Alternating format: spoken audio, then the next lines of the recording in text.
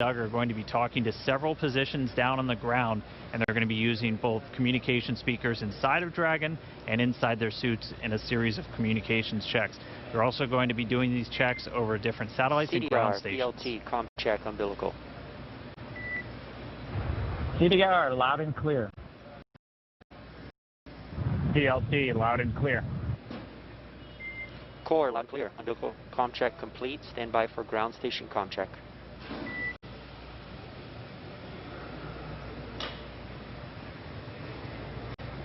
And you'll hear him refer to CDR as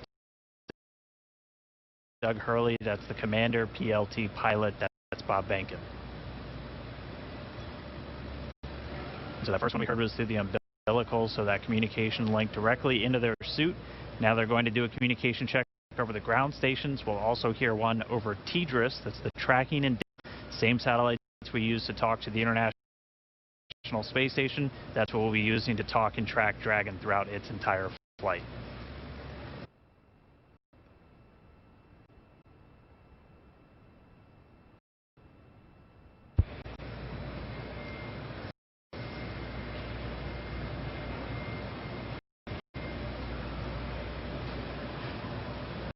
So again, just waiting for a moment for the teams to continue configuring everything. They're going to do these ground checkouts now, and you're going to be hearing them talk directly to the core. It's the crew operations responsible engineer. That's essentially the Capcom if you followed NASA missions in the past.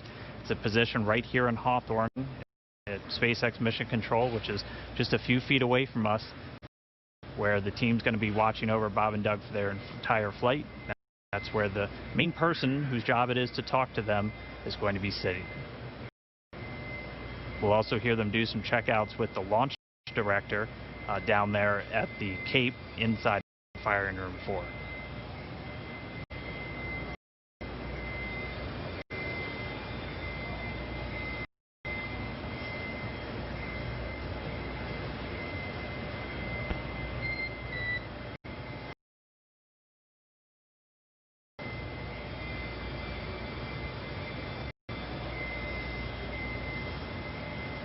You'll be hearing those very characteristic beeps. Dragon SpaceX contract.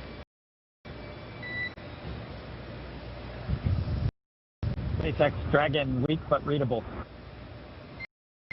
Copy. We have you the same. Stand by. We're still configuring for ground station contract. Dragon copy.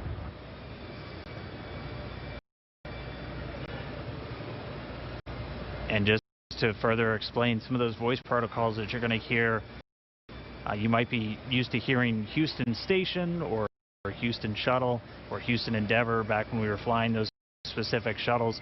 You're going to hear SpaceX Dragon.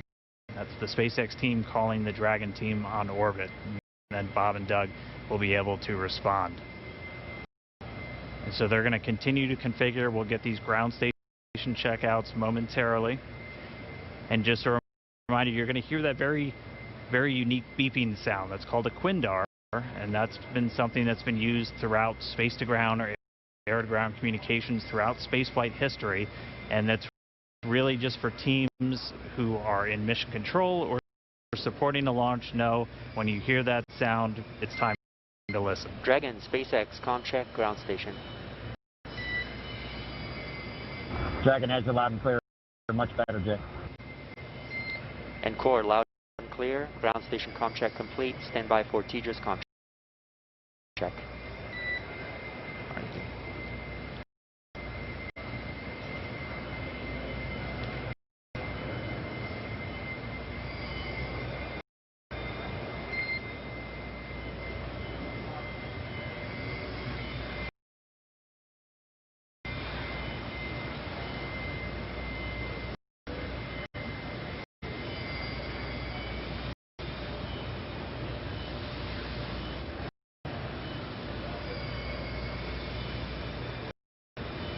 Dragon SpaceX com check, TDRS. SpaceX Dragon, loud and clear. Core, loud and clear. TDRS com check complete. Stand by for checks with MD, LD in the launch configuration.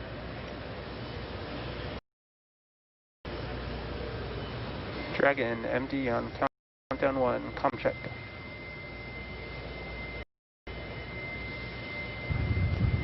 Jason, we've got you loud and clear. How you doing? Doing great. How you guys doing in there? Stand by for comm checks. Great day to launch a spaceship. Agree. And stand by for comm checks over Dragon to ground.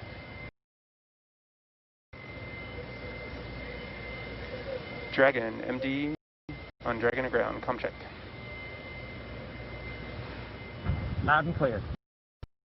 MD, loud and clear. Stand by for comm checks with LD. Dragon launch director on captain. Mike, we've got you loud and clear. Good afternoon. Good afternoon, gentlemen. Let me try on Dragon to ground 1. Dragon, SpaceX launch director on Dragon to ground 1. Comm check. Loud and clear. Have you the same? Dragon SpaceX, launch configuration comm checks are complete. Report when ready for seat rotation for section 2 of 4.100.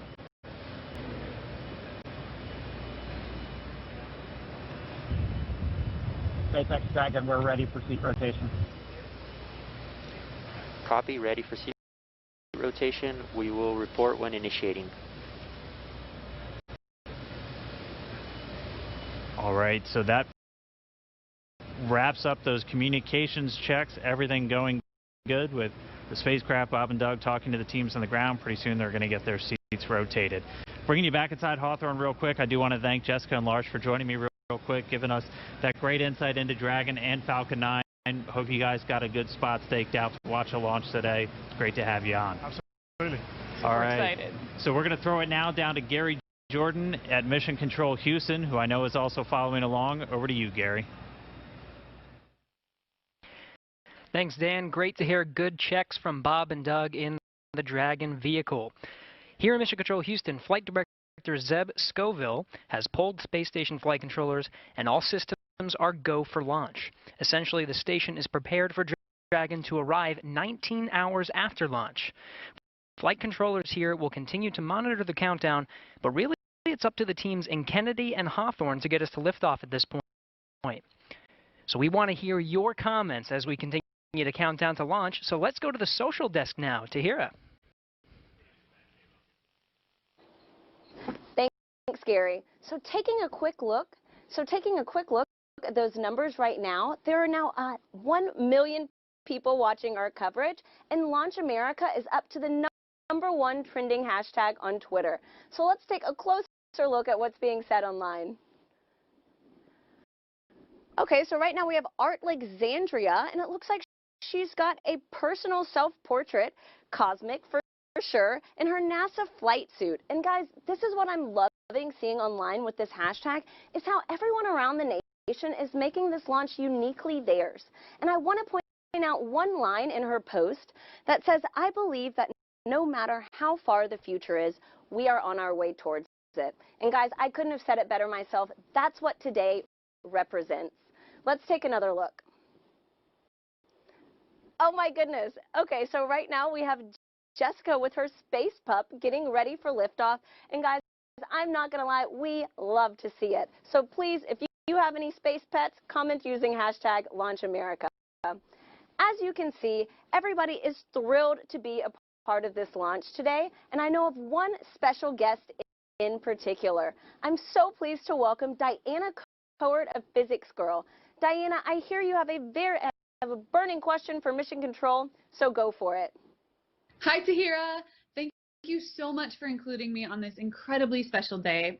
I'm Diana from the YouTube channel Physics Girl, and I've always been so fascinated by space, and especially space exploration, because we bring together so many people for such a complicated task to send a rocket up into space.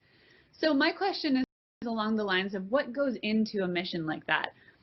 What we all know, I think we're familiar with how much preparation and training astronauts have to do, but preparing for a mission like this, and maybe preparing in the future for a mission to the moon or to Mars, what kinds of things does the whole team have to do in order to prepare to launch a rocket? So Diana, that is such a great question, because I mean, sometimes I think it does get overlooked what all goes into making a moment like this happen. So Gary, what has the team there in Mission Control been doing to prepare for this historic launch? Thanks, Tahira. And Diana, that's a fantastic question. Really, the operations here are not just starting today. There has been a lot of training and a lot of simulations that have been going into preparing for this moment, really preparing and getting everyone familiarized with every step of the mission from launch all the way through docking, and throwing different scenarios at them just in case something were to happen. Every flight controller you see behind me will be prepared to respond effectively. Now, I do want to make a shout out that it's not just the flight controllers here in Mission Control Houston that have dedicated so much time to this launch. In fact, I've been talking to Zeb Scoville, the flight director here in Mission Control Houston, who said that even before he was a flight director, back in 2014, they were working on some of the operations for commercial crew missions. But really, this team expands across the country. You've already seen a lot of people working in Hawthorne, in Florida, in Houston, and really it takes an integrated and dedicated team to make a mission like this possible. Diana, thank you so much for the question. And really thanks to everyone sending in questions and for sharing in this historic mission today. Remember, as you're posting, to use the hashtag #LaunchAmerica. I do want to make a shout out to the flight controllers here in Mission Control Houston. In fact, some traditional flowers have been sent to Mission Control Houston. This dates even back before the shuttle days for every mission to dedicate it to the operations and the controllers here who are working so closely and are integrated in every part of the mission. But now let's head over to Hawthorne for the latest status on the crew and on Dragon. Dan.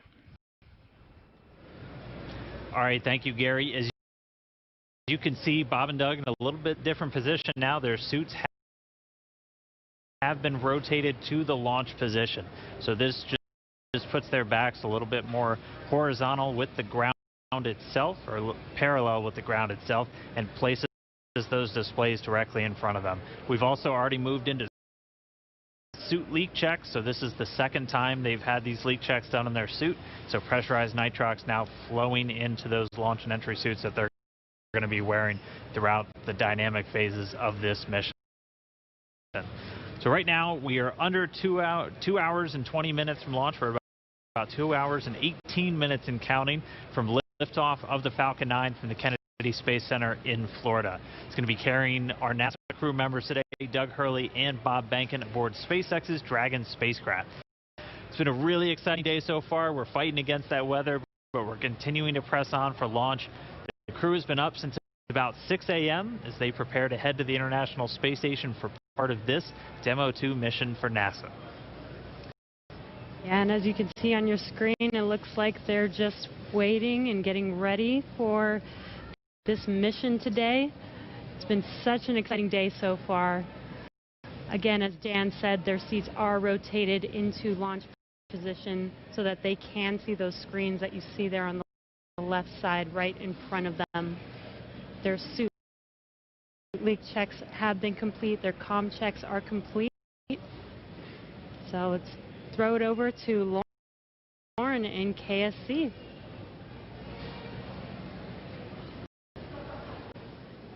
Right. So Dragon hatch close is expected at T-1 hour and 55 minutes, and we are just pretty close to that. It's getting really, really close. So this is one of the the final key visual milestones on that timeline to lift off, the closure of that hatch and locking Bob and Doug inside. Now, we have a couple of special guests joining us with Daryl at the OSB-2 viewing location. That's NASA Administrator Jim Bridenstine and SpaceX Chief Engineer Elon Musk. Daryl? That's right, Lauren. We're here on the 5th floor. We were supposed to be outside on the balcony overlooking pad 39A, but we have come indoors due to the weather. But we are here with two titans of space, and though it might look like this is a reunion of a 90s boy band, it is not. We are socially distanced for good reason. but we are here to talk about space, and I want to thank you both and tell you both it's a privilege and honor to be with you today. We're going to start off with you, Jim, and ask you a couple questions here. I want to ask you, first of all, it's been almost 3 years that you were sworn in as NASA administrator, and you knew from the very first day that you would be right here at the Kennedy Space Center in this moment when a commercial partner was ready to launch. Tell me what it's like to be leading NASA at this very moment. So I want to be clear. I did not know that when I got sworn in. I will tell you, a lot of folks said it couldn't be done. But of course, as soon as I got the job, Elon and I have had a number of conversations. Elon committed that this was something that SpaceX could achieve. We've had challenges. We've had setbacks. We've seen catastrophic losses of capsules and challenges with parachutes. What's that? On the ground. On the ground, uncrewed. I want to be really clear. Tests. But that's what's unique about SpaceX. SpaceX can do things that NASA historically has not done. They test, they fail, they fix, they fly, they test, they fail, they fix, they fly, until the point where we are today, where not only is SpaceX comfortable, but NASA is comfortable. We are ready to go. But if you would have told me even 2 years ago we'd be right here, I might have even been questioning it then. But this is a monumental achievement. It's a Herculean task by the SpaceX team, which we're very grateful for, and also by the NASA team that has been working hand in glove with them to get to this point. And it's good we have Jim and Elon both here to fact-check each other, so that's good. Thank you for that. Elon, in 2002, when you started SpaceX, many in the aerospace industry didn't take SpaceX seriously. You remember what that felt like. Yet here you are. You just sent 2 astronauts in a car made by your car company to launch pad 39A with a spacecraft made by your space company. And now they're launching the International Space Station. So I'm wondering, for you, in this moment, do you just pinch yourself thinking, is this really happening? This is a dream come true, I think, for me and everyone at SpaceX. This is not something that I ever thought would actually happen. So when starting SpaceX in 2002, I really did not think this day would occur. I expected 90% chance we'd fail to even get to low Earth orbit with a small rocket. So somebody told me in 2002 that I'd be standing here with the NASA administrator, meeting the astronauts, and we've got a rocket and spacecraft on pad 39A, the best pad in the world, which is, it's an honor to be there. I would have thought, man, I don't know what you're smoking, but it's not. like no way is that true. You know, and so it is. Say it's even a dream come true. I didn't even dream that this would come true. Let me put it that way. You know, but it is. I am incredibly excited to be here on behalf of the SpaceX team. And as Jim said, this really is the culmination of an incredible amount of work by the SpaceX team, by NASA, and by a number of other partners in the process of making this happen. It's really, you can look at this as the result of 100,000 people, roughly, when you add up all suppliers and everyone working incredibly hard to make this day happen. So it's really hard to believe that this is real. And you're here, and it's amazing. And many of us have been amazed as we've watched you accomplish these things over the years. Jim, back to you. This is all about the commercialization of space. And so in the early going for Commercial Crew Program, it wasn't something NASA was used to. You know, Mercury, Gemini, Apollo, Shuttle. NASA gave the designs and the contractors went out there and built it. This is different. It is. They're building it now. What were some of the hurdles that you had to overcome to get to this point? Well, I think getting people to recognize that when the government provides both the demand and the supply, you're limited in what you're able to do. And of course, back when this program was initiated under Charlie Bolden, General Charlie Bolden, astronaut Charlie Shirley Bolden, Congress was not supportive and did not provide the proper funding. And yet he persevered. He pushed forward. And now I think everybody recognizes we have to commercialize space. We've had success now with commercial resupply of the International Space Station. Now we've got commercial crew to the International Space Station. Eventually we need commercial space stations. So what we're using the International Space Station for right now, we're proving that we can compound pharmaceuticals in a way that you cannot do on Earth. We're able to create immunizations in a way you cannot do on Earth. We're printing human organs in 3D. Right now it's just tissue, but eventually we're going to print human organs in 3D using adult stem cells, your skin cells, your own DNA. It's going to transform how we do medicine here on Earth. We're creating advanced materials that you can only create in the microgravity of space, things like an artificial retina for the human eye. So if you have macular degeneration, you don't have to lose your eyesight. Bottom line is this: these markets are the future, and when they materialize, and they are materializing because of the work of NASA, we're going to see capital investment, not just into launch, but also into habitation, and that ultimately is what's going to be transformational for commercial space. Very good. And Elon, in getting all of that going, the ISS and all the activity that takes place on board, it's key that this Crew Dragon operate on a regular basis. As the chief engineer, yes, what was some of the biggest hurdles you had to overcome to get your spacecraft ready to fly this mission? Well, the spacecraft and the rocket have gone through literally thousands and thousands of tests and reviews, both by SpaceX, by NASA, by third parties. We've also, as Jim was alluding to, we've done a lot of flights. So one of the things I think that's very helpful about this flight, about what we're about to do, is that the rocket has flown many times. Mm-hmm. In fact, even in this, essentially this configuration, it's flown about 20 times. Mm. So that means we really have, I don't want to tempt fate, but a well-proven rocket. And we've flown Crew Dragon to the space station once successfully and brought it back. We've done tremendous amount of testing on the ground, and when you do the testing on the ground, you always push the limits. Mm-hmm. So you want to try you push it way beyond what you'd expect in flight. So sometimes you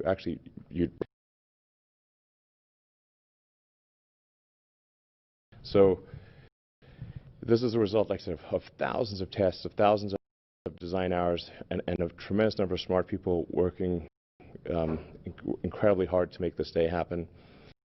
And you've got 2 astronauts on board now. Yes. Do you feel that responsibility? Yes, absolutely. I felt it, I think, most strongly when I saw their family just before coming here.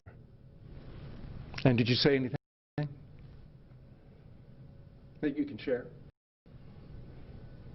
So we've done everything we can to make sure your dad's come back okay. Thanks for sharing that with us. Jim, you had some words with the astronauts. What was your take on how they were feeling? I will tell you, Doug Hurley, Marine Corps test pilot, of course, veteran of multiple space shuttle missions. Bob Benkin, flight test engineer, United States Air Force, again, veteran of multiple space shuttle missions. This is not new to these guys.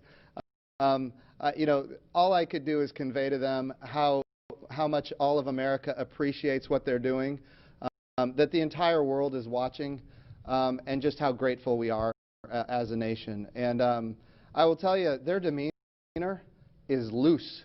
They are ready to go. They were joking around. They're talking about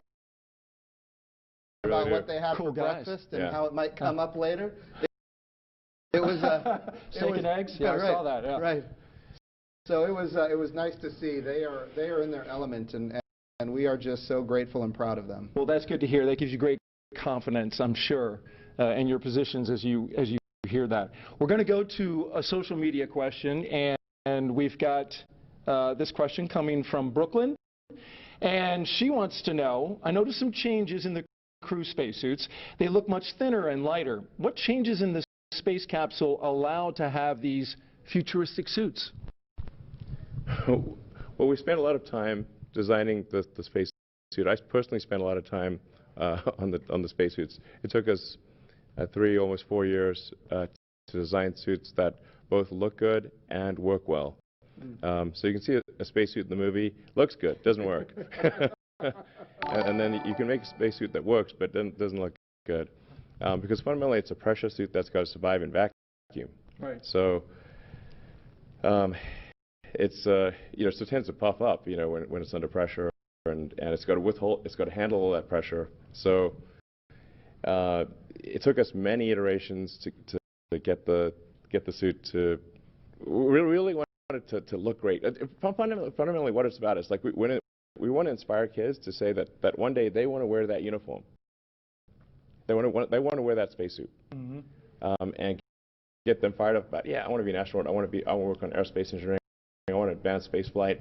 And I think what today is about is reigniting the dream of space and getting people fired up about the future and excited. It's just one of those things that I think everyone, from all walks of life, from all parts of the political spectrum in the United States and elsewhere, should be really excited that this is a thing that is made by humans for humans, and it's just a great, exciting, inspiring day, and it's one of those, like I said, one of those things that makes you glad to wake up in the morning. Yeah, yeah. You know? Functional and inspiring. And there's one on a model right over there, and you got me so excited.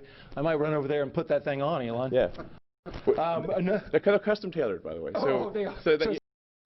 I think you won't fit in that one, but we could make one that you would fit in. Well, I appreciate you. I appreciate you saying that. Yeah, because I'm 6'8", so you're gonna have to do a lot of sewing. Well, and the Dragon spacecraft is can take someone who's 6'8". My size. Yes. This commercial thing, I'm getting excited. Yes. Yeah. I'm ready to fly, Jim. Yeah. Sir. We've got another social media question we're going to ask. Ashton J wants to know, how do you think that launching astronauts on American soil for the first time since 2011 will revolutionize future missions? Yeah, so what we're doing here is unlike anything we've ever done before. We are not purchasing, owning, and operating the hardware. We are turning to commercial industry. And going back to the spacesuits, it's the same for the capsule, it's the same for the rocket. We did not tell industry what to build. We gave them top-level requirements. We said, here's the requirement for payload. Here's the requirements for safety. And then we let the innovators, commercial industry, American commercial industry, innovate. And they came up with solutions that had never been dreamed of before. And that's the success of this program. So we're really revolutionizing how we do spaceflight. And I really think when we look into the future, we're going to see these models of doing business with public-private partnerships apply not just to low Earth orbit, which is what we're doing today, but we're taking this model to the moon and even onto Mars. And I hear something about Tom Cruise shooting a movie at the International Space Station. Is that right? I'll tell you what I told Elon just yesterday, and that is this. People ask me about Tom Cruise all the time now, and the answer is yes. We would love Tom Cruise to fly to the International Space Station and make a movie. I'm all for that, and we're going to do what we can to make that happen. But you should know this. There was a day when I was in elementary school, and I saw the movie Top Gun. And from that day, I knew that I was going to be a Navy pilot. It's just the way it was. The goal here, and this is what we're doing today. Exactly. And Elon is all about this. Get the kids fired up about wanting to wear that space suit, That's exactly wanting to fly that, go to orbit, go to the moon, go to Mars, reigniting the, like I said, reigniting the dream of space, and just getting, people of all walks of life, young, old, excited about the future. Excited. I think anyone who has within them the spirit of exploration should love what's going on today. And if we can get Tom Cruise to inspire an elementary kid to join the Navy and be a pilot, why can't we get Tom Cruise to inspire the next Elon Musk? That's what we need. We need a new generation of many Elon Musks, and that's what this launch is about today. I want to say, speaking of this inspiration piece, it's not by chance that we have the Secretary of Education of the United States of America here. This is all about the next generation. If we have great success in our generation, it's not enough. It has to continue. The challenge with the Apollo program is that it ended. What we're doing now is sustainable, and that's why we have the public-private partnerships and commercial capabilities that are coming online.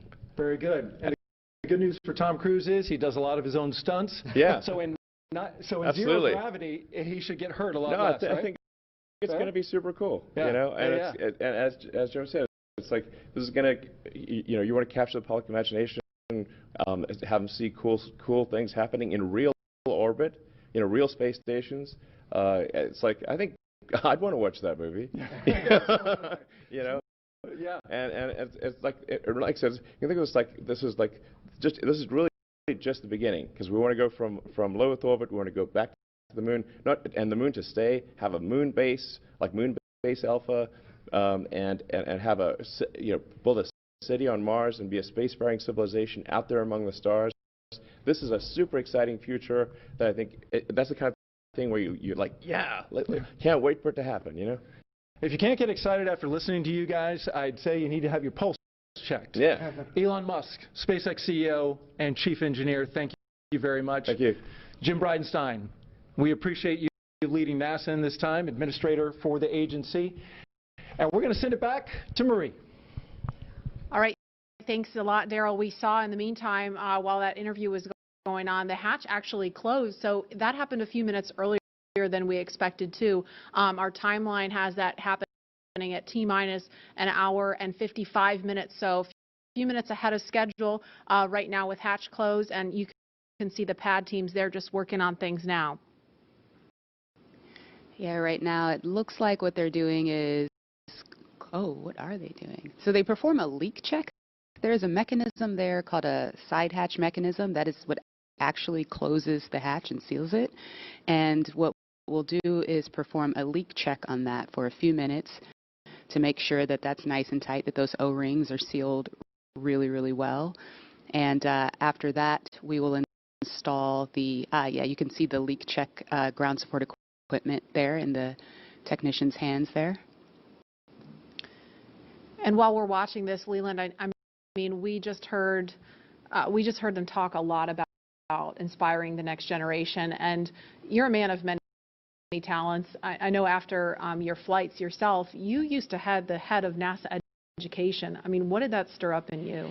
You know, Marie, what Elon said about reigniting the dream of space is so important, that we get our young kids thinking about themselves being in these seats. And when I first became an astronaut in 1998, I was riding on the back of a fire truck celebrating John Glenn's return to flight on a space shuttle. And I saw these two little kids. They had on orange pumpkin suits. And when their dad turned them around to point to look at me on the fire truck, and it was almost as though when they saw my face, they started launching into space with rocket fuel because they were inspired, because they saw someone who looked like them. And I think that if we can reignite this dream through SpaceX's launch, through the partnership with NASA, we can get so many more kids to believe in themselves and know that they can be just like Doug and Bob flying on the SpaceX Dragon.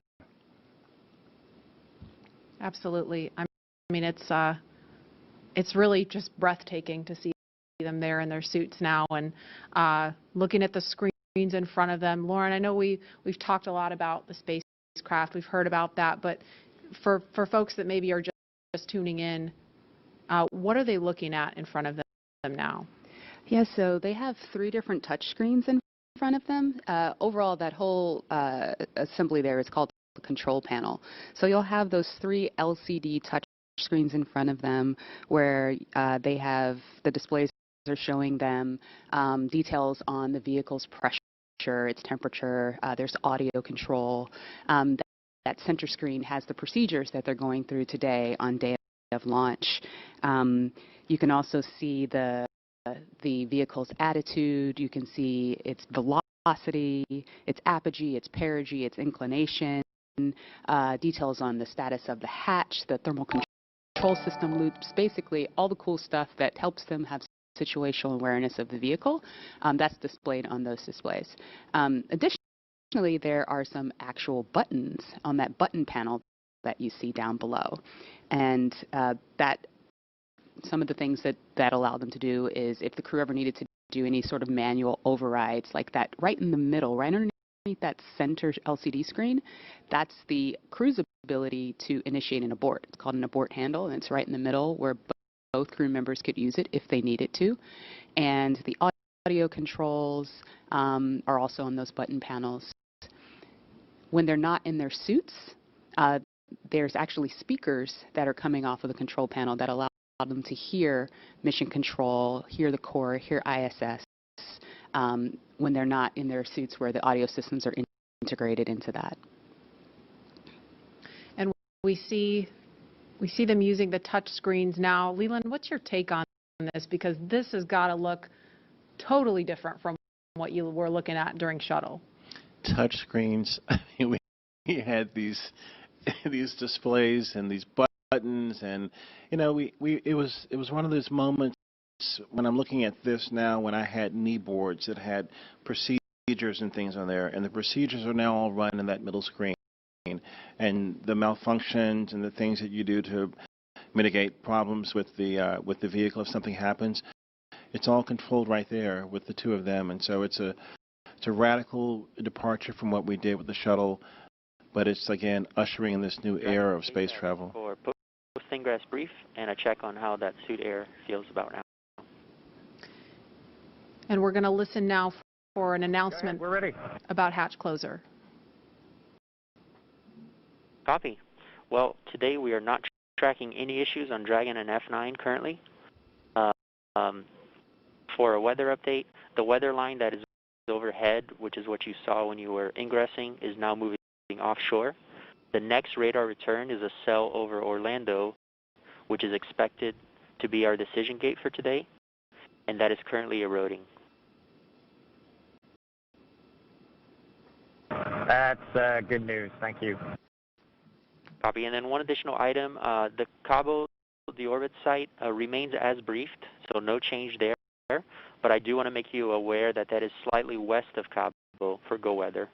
So you just want to target the longitude if needed. Okay, Dragon copy, slightly west. We'll target the longitude, and the suit air has cooled off, so we appreciate that as well. Copy, outstanding. Let us know if you have any questions, and we'll keep you posted as the closeout team completes the leak check.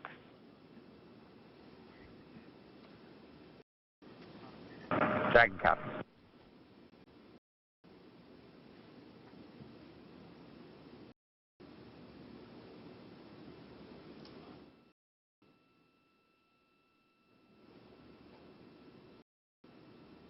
So what we actually heard was a little bit more discussion about the weather, still looking at things, and we're about a minute away from an announcement about hatch closure.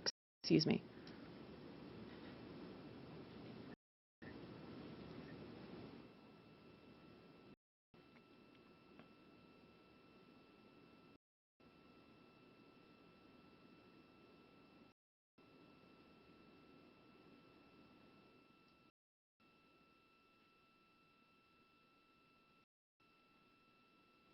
If you're just joining us, we're at T-minus 1 hour, 55 minutes and counting, and we're expecting an announcement to confirm hatch closure in just a few seconds.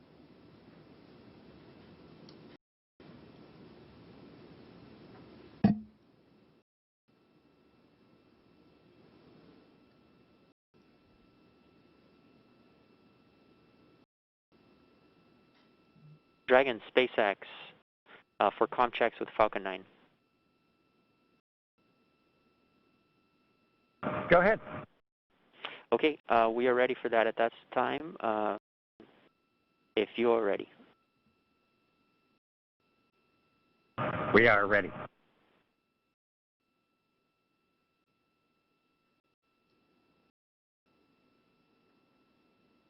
All stations up on countdown net for section 54.49. F9 responsible engineer communication check with the crew.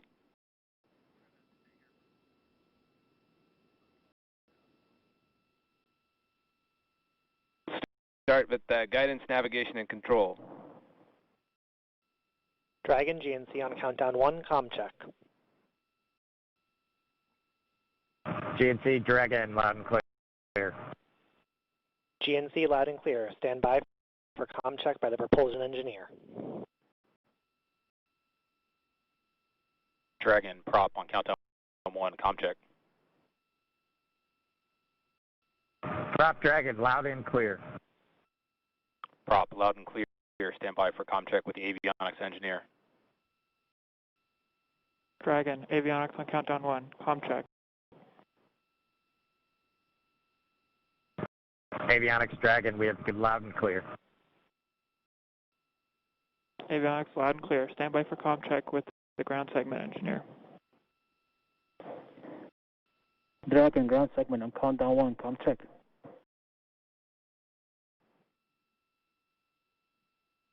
Ground segment Dragon, loud and clear. Ground segment loud and clear. Stand by for comm check by launch control. Dragon, launch control on countdown 1, comm check. Launch control Dragon, loud and clear. Launch control loud and clear. Stand by for comm check by the chief engineer. Dragon, chief engineer on countdown 1, comm check. Bala, Dragon has you loud and clear. Chief engineer, loud and clear. This completes the F9 responsible engineer comm checks. Dragon, chief engineer on Dragon to ground. Go ahead, sir.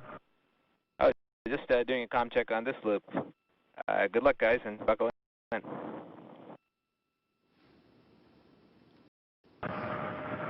Thanks to you and the F9 team, Bala. We really appreciate it. Thank you. Thanks, Bala.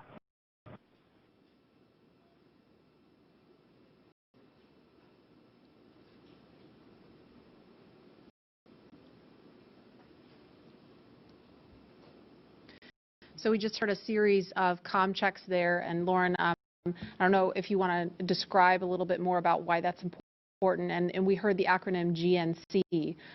They said guidance, navigation, and control really quickly, and then went back to the acronym GNC. Can you kind of explain to folks what that means? Yeah, the launch chief engineer, Bala, as you heard them thanking him towards the end, initiated a comm check with all of the different subsystems that those engineers that are on comms on those operators today, and talking with the crew, making sure that they were able to communicate with them bidirectionally, and just handing that check off from all of the different stations on console today. That was really cool. We obviously don't do that when there's a satellite on top of the rocket, so this is the first time for a real flight that we've done that operation. It's very awesome.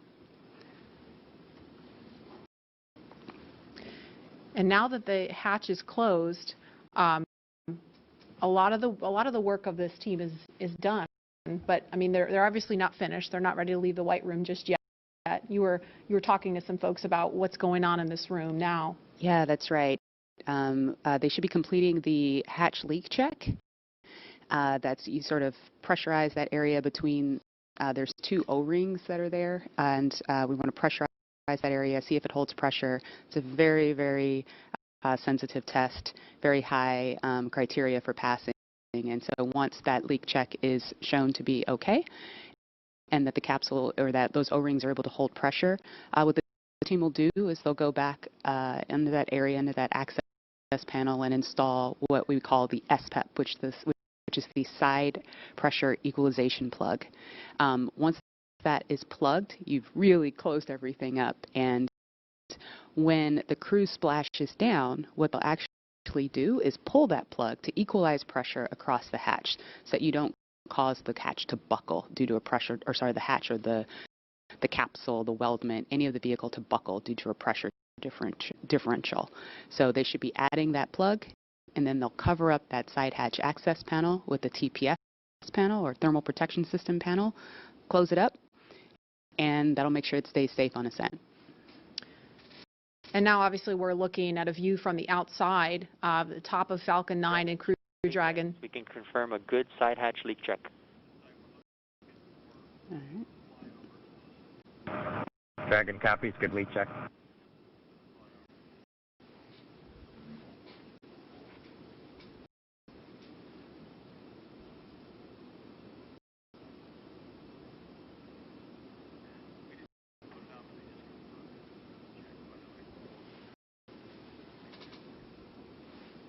And we just heard confirmation of a good leak check.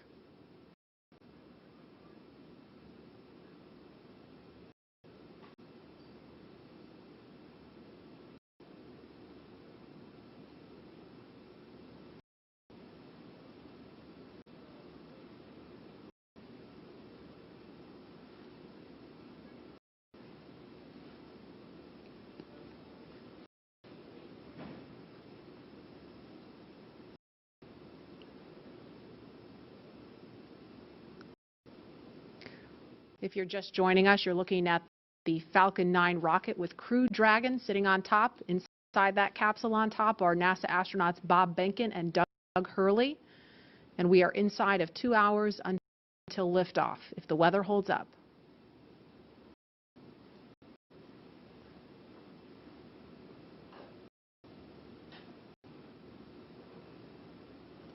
There's another stunning aerial view of the crew access arm extended out towards Crew Dragon.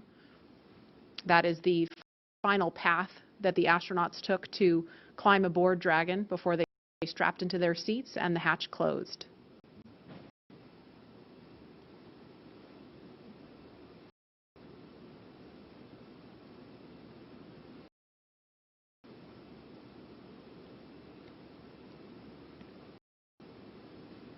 And no doubt Bob and Doug are focused on the mission ahead, but you know, we also heard the administrator and Elon Musk talking about how they've been kind of jovial and joking around, and Leland, you kind of mentioned to me during that segment that that's really important. It really is, Marie. When we were in the vehicle, after we got to this point when the hatch was closed, we were all going back to those moments of our training, you know, when we were going through, you know, ascent and entry training on the shuttle and just different phases of flight that we would be going through. And we would think about some of our instructors who got us there. You know, in our crew notebooks, we would have names of people that were very impactful in making sure that we were perfect in our training. And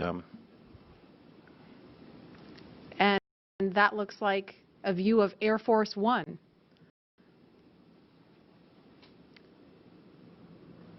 Flying near Launch Pad 39A for a special guest to have a special view of the astronauts on the launch pad.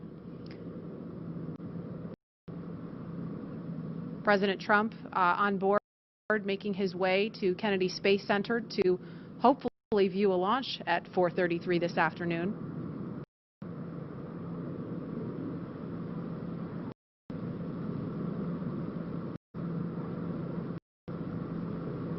And there they are in view of the launch pad, so no doubt he's looking at the window,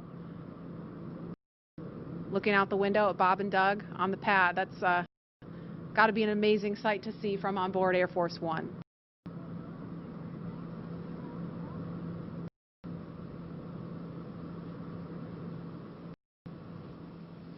And we are at T-minus 1 hour, 46 minutes, 22 seconds and counting from launch.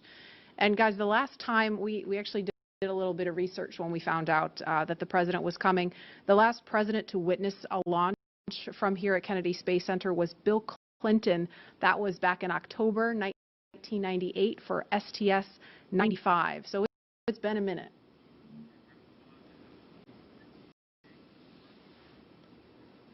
Okay, and we are about 56 seconds away from the, oh no, we're not. We have an hour and 56 seconds away. Never mind. Instead, we are 1 hour and 45 minutes away from launch. And Tahira, you are there with the social teams. I bet you are seeing some excitement on all the things we just saw on the screen there. Hey, Lauren. I mean, like you said, things are really ramping up on social media right now, especially seeing that hatch close and also just watching this flyover happen. We are up to 1.7 million viewers across all of our social media channels. And let's check out what people are saying on Twitter right now. So it looks like we've got more creativity still going on. Some people are crying with pride in Houston. Feel it. We even have Elizabeth Banks, who from the Hunger Games. That's awesome. We have more just good luck and well wishes for Bob and Doug across the nation. This has been a constant online today, which is so great to see. More just future astronauts and kiddos getting excited. We even have the band Bastille tuning in for launch. This is awesome. And just looks like more people standing by to witness this historic launch today. And so, guys, on top of what's being said on social media, we've also got a lot of well wishes from everyone across our country showing us what today means in their creative way. So let's take a look at that video. I am so ready to launch America.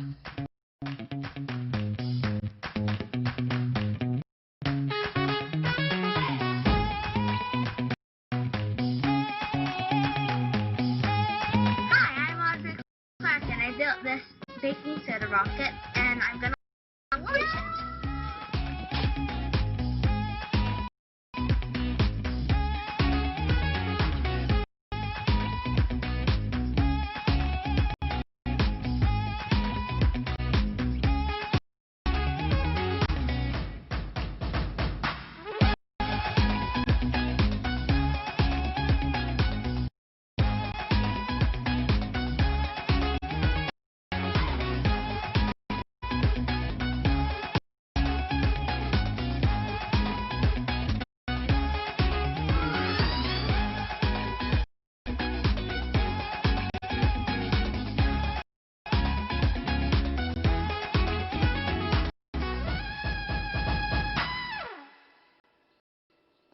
Wow, I mean, guys, just look at everybody excited for today's launch. If that doesn't get you pumped, like, come on, let's go. We even got to see astronaut Snoopy in there, which is a personal favorite of mine.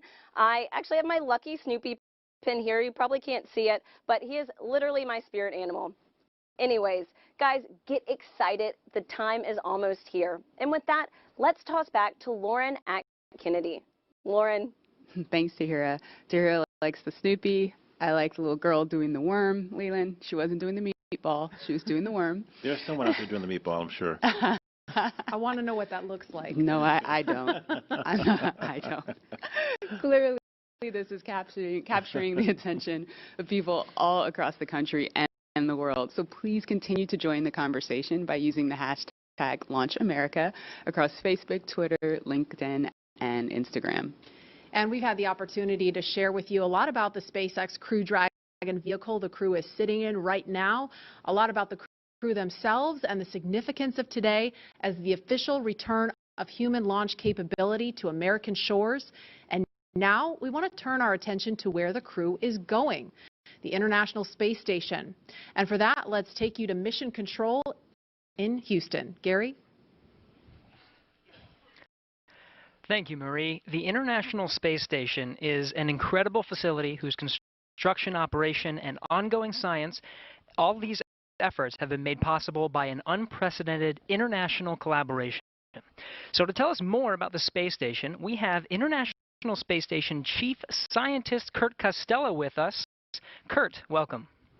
Gary, thank you. It's an amazing day to be here to talk to you about this historic launch to the ISS. It really is. Now, many viewers may not realize that there is a laboratory that's the size of a football field, 250 miles above the Earth, and that has been there for nearly 20 years conducting revolutionary science. Can you share with us more about what the space station is and what it's accomplished so far? Sure, Gary.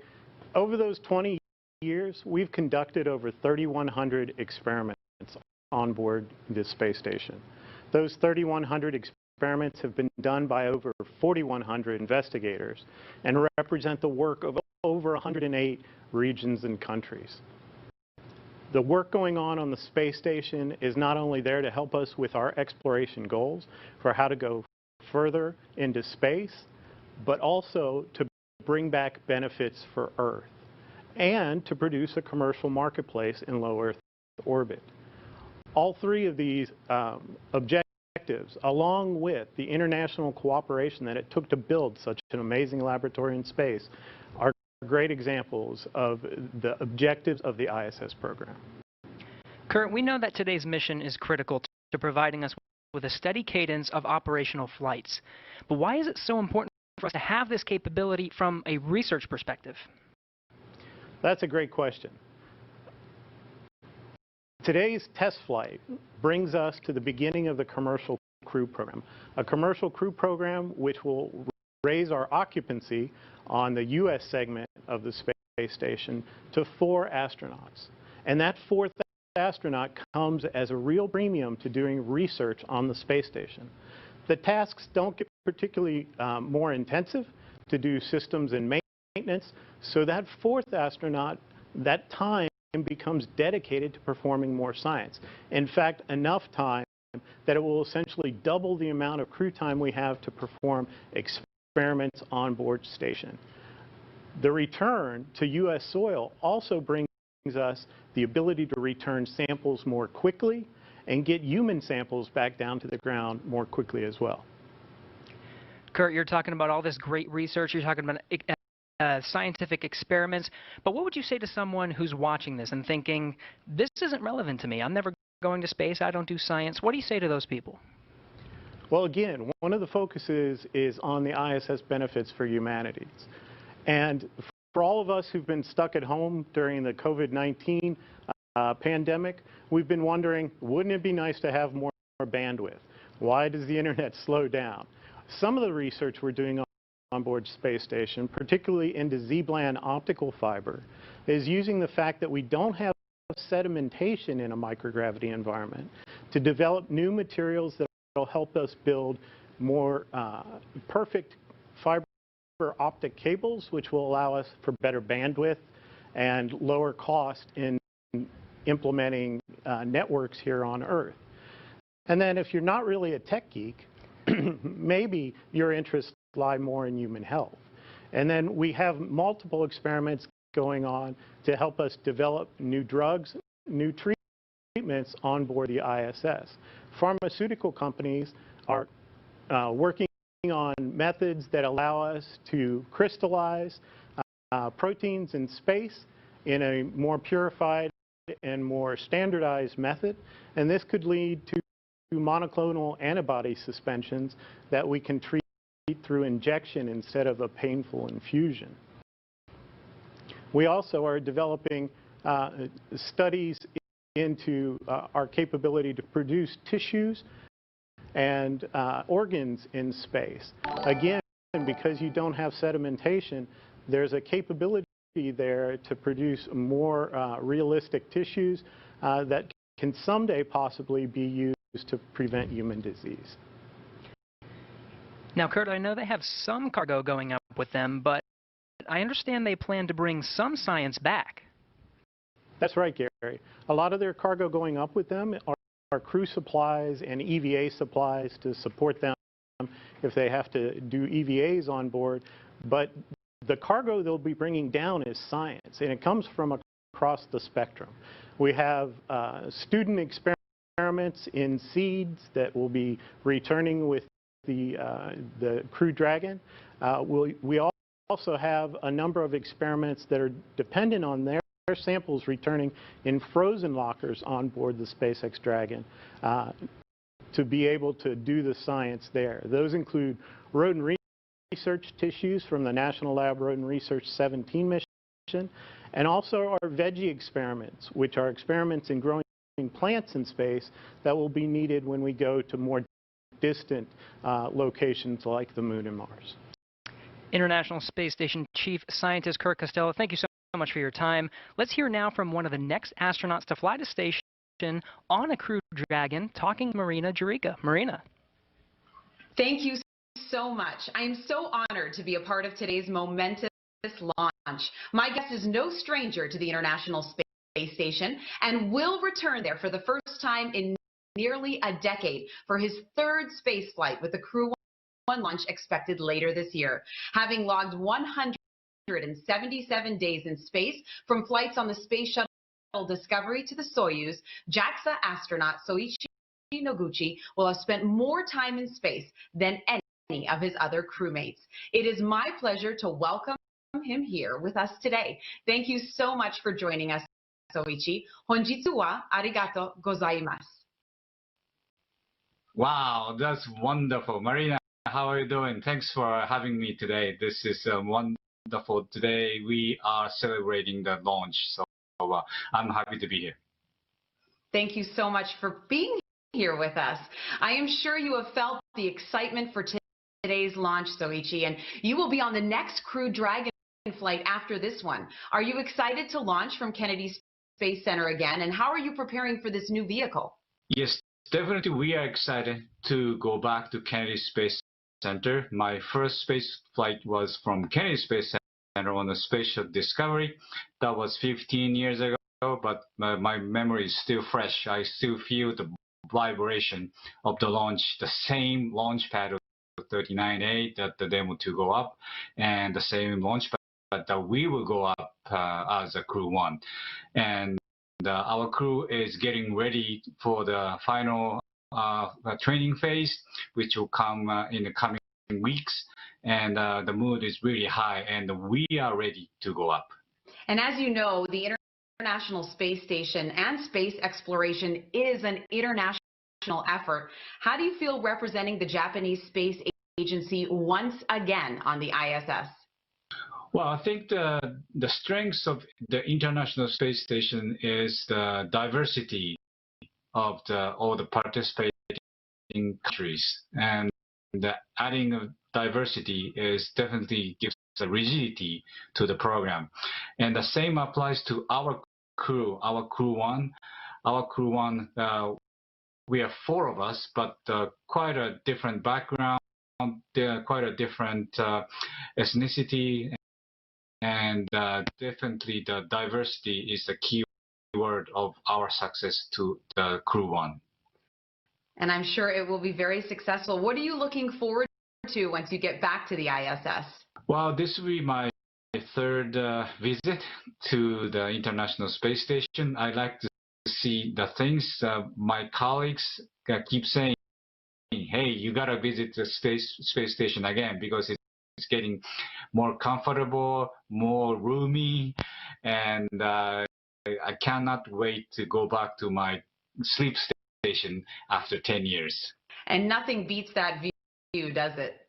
Oh, definitely. My last flight, we actually installed a big window called the cupola, and that was a big hit, obviously. This is the #1 leisure time for astronauts, and I'm ready to shoot as many photos as I can this time as well. Amazing. I will look forward to seeing those photos. I'm sure you remember exactly what it feels like in these moments right before a launch. What do you think Robert Behnken and Douglas Hurley are feeling right now as they prepare to head to the ISS? Well, Doug and Bob, space shuttle veterans, they know the drill. They have launched. They experienced the launch before, so I think they're pretty relaxed. And so far through my training, I learned that most of the steps before the launch is quite similar to what we have in the space shuttle days. So different suit, different vehicle, but all the necessity steps to go up into the capsule should feel similar. So I'm pretty sure they are relaxed. Of course, they are very excited. I'm sure they are. Gokatsu yaku o oinori shite imasu. Honjitsu wa arigato gozaimashita. Thank you so much, Soichi, for joining us today. Oh, Marina, you are so good. Domo arigato. And we'll both enjoy the beautiful lunch today. Thank you very much for having me. Bye-bye. Bye-bye. Good luck with your launch later this year. And as the excitement builds towards launch, I will send it back to you. Thank you, Marina. I now have the distinct pleasure of being joined by NASA's record-setting astronauts and a recent resident aboard the International Space Station, Christina Cook. Christina, thanks for joining us. Great to be with you, Dan. Christina, we're coming up on 20 years of continuous human presence on the space station, and you were one of those humans. What's it like to see a new milestone like this launch unfold after so much history already? So much history indeed. It is really just such a testament to NASA. Not only are we pushing the boundaries of knowledge and discovery and exploration exploration, but we're pushing the boundaries on how we accomplish that mission. We're bringing in commercial partners. We're fostering a space economy. So we're making sure that we're always pushing forward, always taking that next step. I think it's such a privilege to be part of an organization that recognizes if we're not actually making steps and innovating every single time we do this, then we're not truly answering humanity's call to explore and to push those boundaries. Christina, I know Bob and Doug are veterans themselves, but what advice do you have for Bob and Doug, given your experience as a long-duration station crew member? Well, being able to live on board the International Space Station and work there is just such a privilege. You know, you're a steward of this amazing laboratory that's bringing so many benefits down to Earth and also learning how we can push farther into the universe. So it is quite an honor, and I think that's the main thing about how it feels to be up there for a long duration. You know, in terms of advice, Bob and Doug have been great mentors for me. They've given me advice for so many years. It's strange to be the one who could be in a position to offer them anything. But I would say that as, you know, shuttle flyers, they used to participate in missions that were really, really intense. Go, go, go all the time. Long duration space flight is more of a marathon than a sprint. So I would tell them to take that moment, enjoy it, and, you know, really welcome the opportunity to have part of your mission be taking it all in and sharing that with the people that got you there. Thanks again, Christina. Always a pleasure to hear from you and fantastic words. Thank you for sharing. Thank you. My pleasure. So once again, once Bob and Doug arrive at the station, they'll be greeted by astronaut Chris Cassidy. But before we do that, let's toss to a briefing.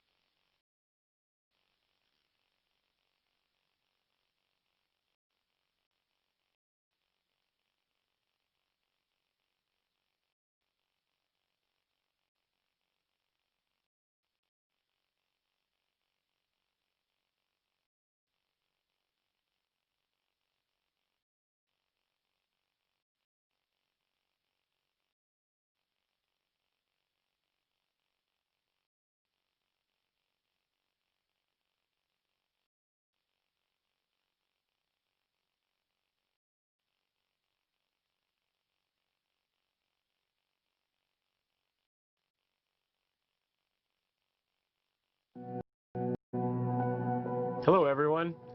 I'm astronaut Chris Cassidy, commander of Expedition 63 on board the International Space Station, flying 250 miles above the Earth.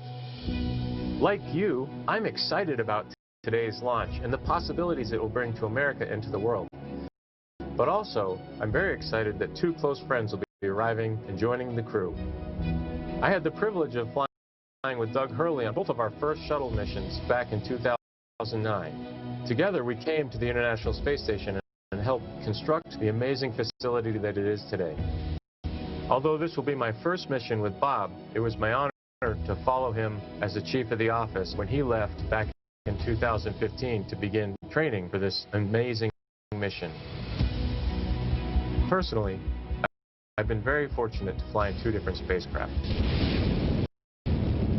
Launching from America on the shuttle, and most recently launching from Kazakhstan in the Soyuz. But I can't tell you how exciting it is to know that we're once again launching Americans from the coast of Florida. And finally, here's a story I'd like to share with you. Back in 1981, John Young and Bob Crippen launched on Space Shuttle Columbia, the very first space shuttle flight, marking the last time we flew Americans on a brand new vehicle.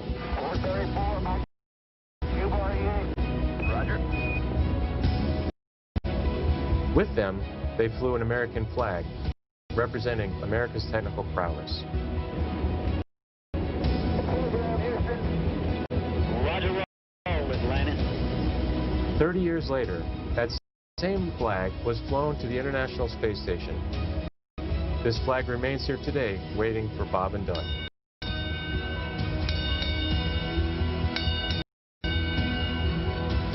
Our flag means so many things to our country, and this small piece of America represents what we'll be able to achieve together. We'll never stop exploring. And so Bob and Doug can take this very special flag home to Earth, where it awaits its next journey to the cosmos. In a few years, the first Orion crew will take this flag with it around the moon. All of this starts today. I'll be watching outside the window along with everyone else in America and around the world. I can't wait to look out the window and see my friends on close approach. Go Falcon 9, go Dragon, and go Bob and Doug. I'll see you soon. And that was a very special message from NASA astronaut Chris Cassidy. Right now, the lone American aboard the International Space Station, so he will be ready and waiting to welcome Bob and Doug when they arrive tomorrow, if liftoff happens today, a little later tomorrow morning. The countdown now stands at T-minus 1 hour, 25 minutes, 54 seconds and counting until launch. And we'd like to share with you just how much has happened here at Kennedy Space Center since the last time we had a crew on the pad launching from here. As you can imagine, the end of the shuttle era was a bittersweet moment for many people across this spaceport. But in the end, we knew we were striving for this day, and here we are. Joining us now is Kennedy Space Center's Deputy Director, Janet Petro, on the comeback we've seen. Thank you, Marie. Janet, you were just telling me you were there at the crew walkout. Tell me a little bit about what you saw between the astronauts and their families. So it was very historic. It was very emotional. So when Doug and Bob first came out of the doors, you know, of course, a cheer went up from everybody. You know, the Vice President was there, Elon was there, the crew families was there, and of course, Bob, myself, and the rest of the center leadership was there to cheer them on. But then, you know, when they came out and then they went to the families, and Bob Behnken said, "Virtual hug," and he shouted out, "Virtual hug," and he did this motion, and of course his child also did that virtual hug, and so I guess that's the tradition of doing a virtual hug with the families. And then they, you know, then they walked and got in the Tesla. Either side, and the family walked right up to the window of the Tesla and were talking, you know, having a private last moment with their father. Hand on the window. It was very emotional. I had tears in my eyes.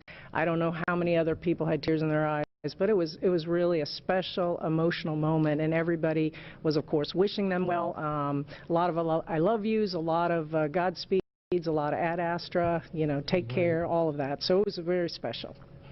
Thank you so much for sharing that with us. And in the context of why it's so important, Janet, you remember, you've been here since 2007. Yep. You were here at 2011 when Shuttle Atlantis came to wheel stop.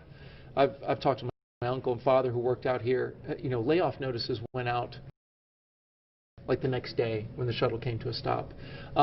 It was a very sad time. Bob Cabana, the director here, called it depressing. Tell me about that time and how far we've come. Yeah, so as you note, it was the end of a very iconic program. You know, a lot of people had spent their entire career working on the Space Shuttle program. So 135 flights, all of them launching from Launch Complex 39, many from 39A, where we're going to be launching from today, and then returning back, you know, at the shuttle landing facility. Those two iconic sonic booms was something that all along the Space Coast people really resonated with. It really felt in their hearts and looked forward to. So it was a very sad time, but I will tell you that 30-year program, we had planned for it.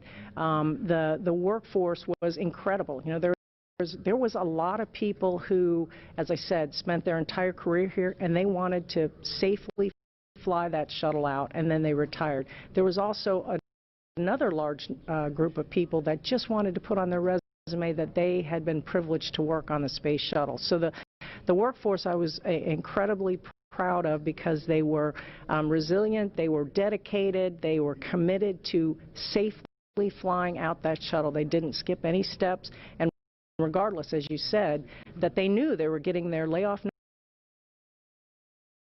notices. I think it landed on a Wednesday. They were getting their layoff notice on a Friday. They were in it till the end to make sure we safely flew it out. And of course, you know, we had 14,000 workers out here then, which we have a lot fewer here today. And of course, our guest operations, you remember those last shuttle flights, everybody around the country wanted to be a part of that experience, and we at the center really leaned forward to maximize how many people we could get both on site and never mind how many people were lined up at the beaches all along the river to watch that last flight. And of course, today with COVID, unfortunately, we weren't able to have any on-site guest operations, which was pretty sad for this historic flight. But I'll bet that there's a ton of people watching from the beaches or from even their TV as we launch here today. I'm sure there is, and tribute to your leadership and Bob Cabana's as well, getting things turned around here as a multi-user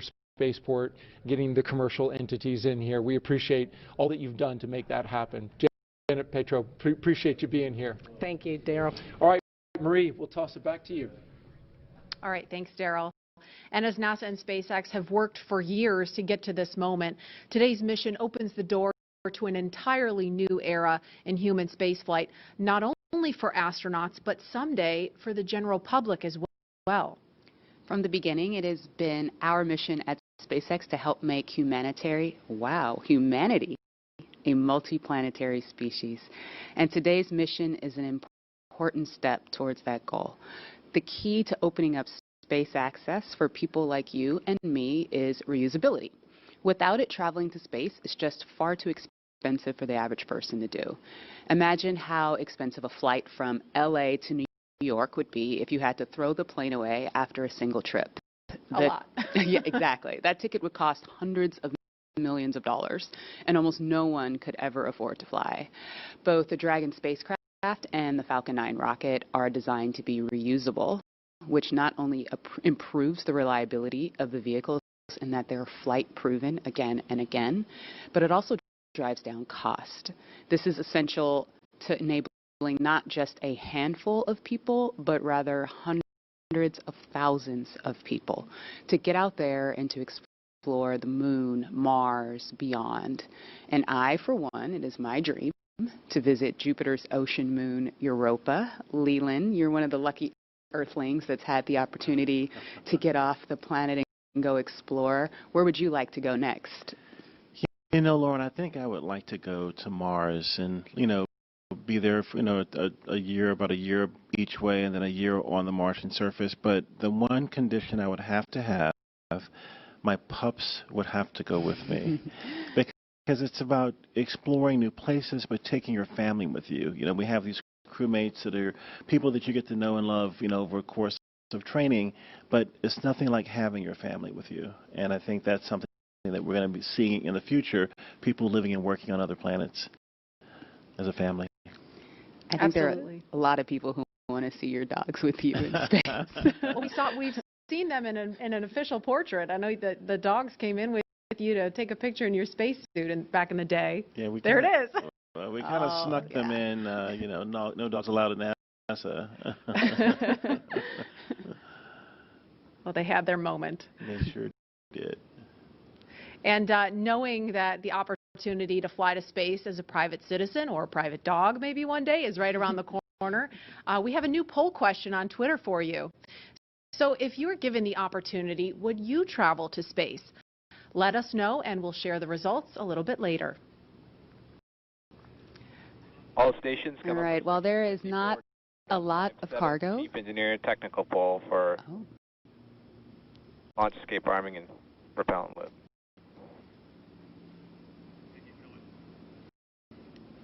All right. Now, while there's not a lot of cargo in today's mission, Dragon is carrying 2 special payloads, aside from Bob and Doug, of course. The first is a series of custom art pieces entitled Humankind by Los Angeles artist Tristan Eaton.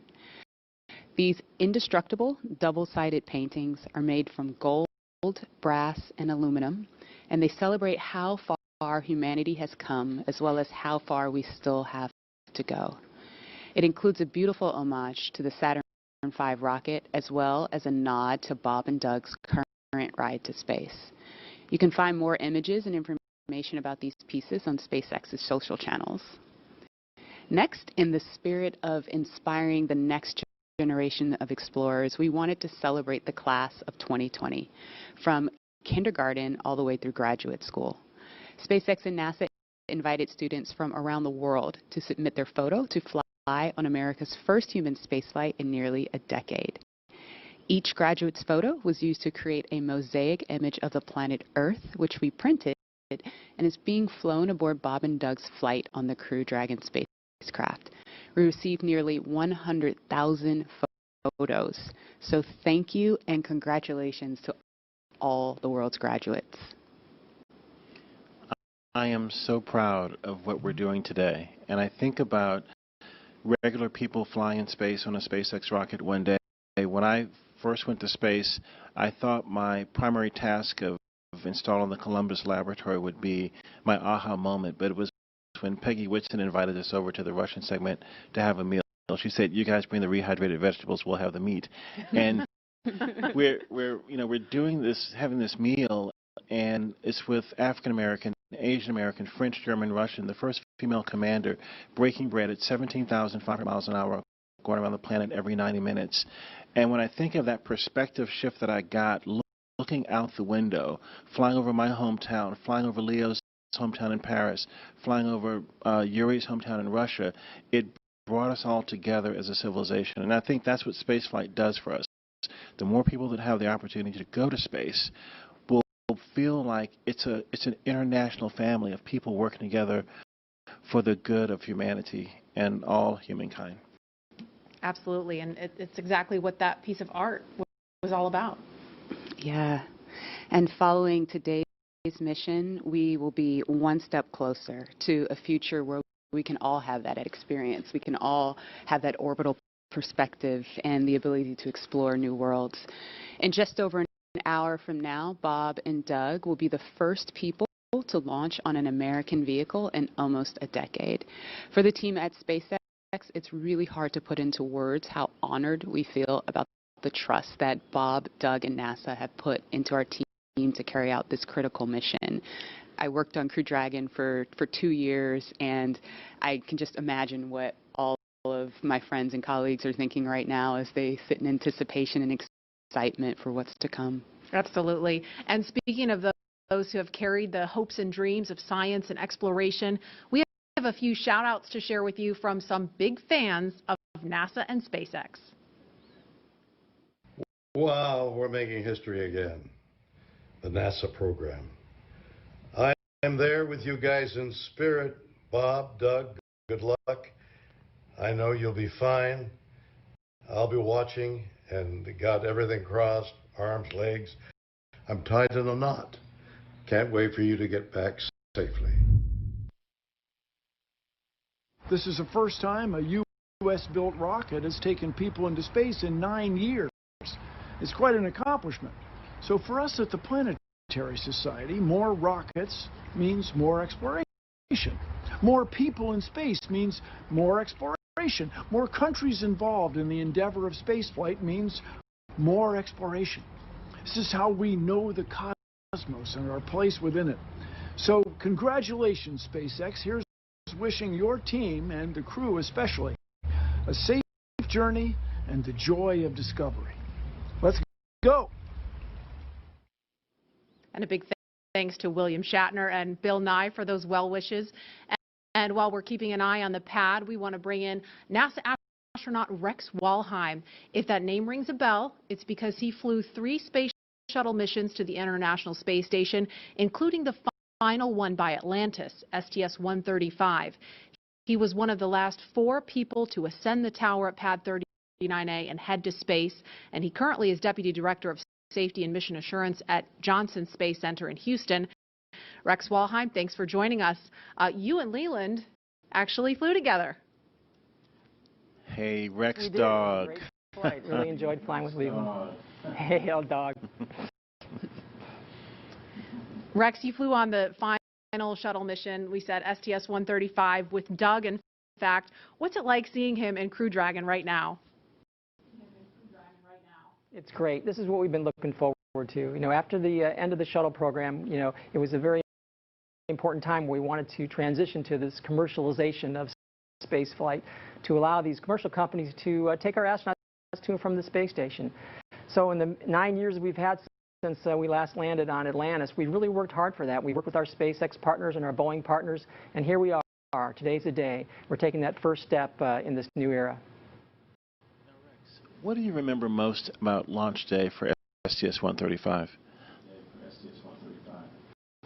I think it was just you felt the weight of it. The space shuttle was a story program, 185 flights, and thousands of people had poured their lives into this program to launch probes through the planets, to launch the Hubble Space Telescope, and then, of course, to build the International Space Station. So you knew the incredible accomplishments of this program, and so you wanted to finish strong. And then when it finally became launch day, you'd finished the studying, you'd worked really hard, and now it was time to kind of soak it in. And I think that's what Bob and Doug are doing right now. They're sitting on the vehicle, talking to each other, listening to the sounds, and feeling the vibrations as it starts up. And it's going to be a great experience for them. Hi, Rex. What is your take on private astronauts going to space?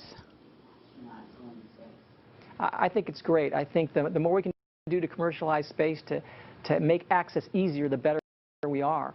And I think that's part of this whole program. You get the cost down, and then more people can afford it.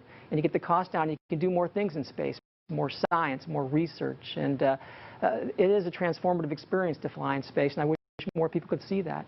When you look out on the planet, like Leland was talking about earlier, with your crewmates from different countries all around the world, it gives you different perspective. It gives you a perspective that we're all crewmates on this planet Earth. And we kind of get that now with the pandemic. We understand that we're all in this together.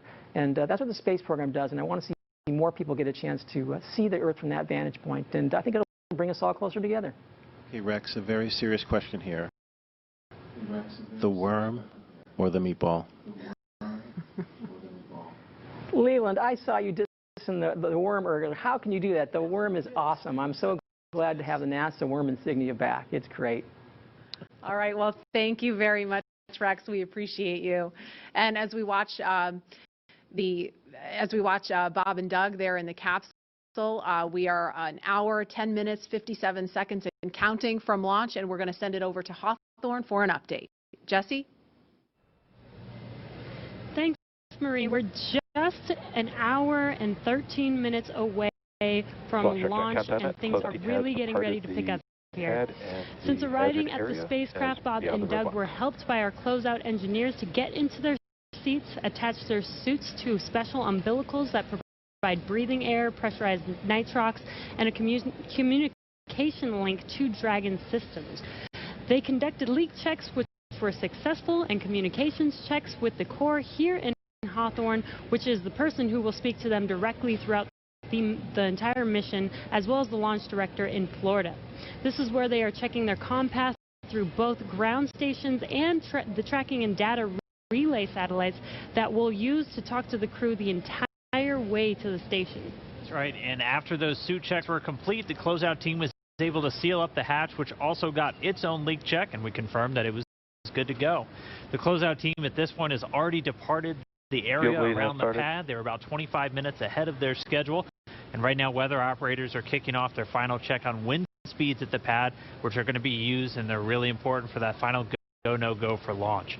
Before we get to that final go, no-go, various teams at both NASA and SpaceX are going to do some internal go polls, just making sure conditions are good with Falcon 9, the Dragon, the crew, the range, and the space station before the final go is given. So let's check back in with Houston real quick for a status on the team there supporting the space station on their readiness for launch.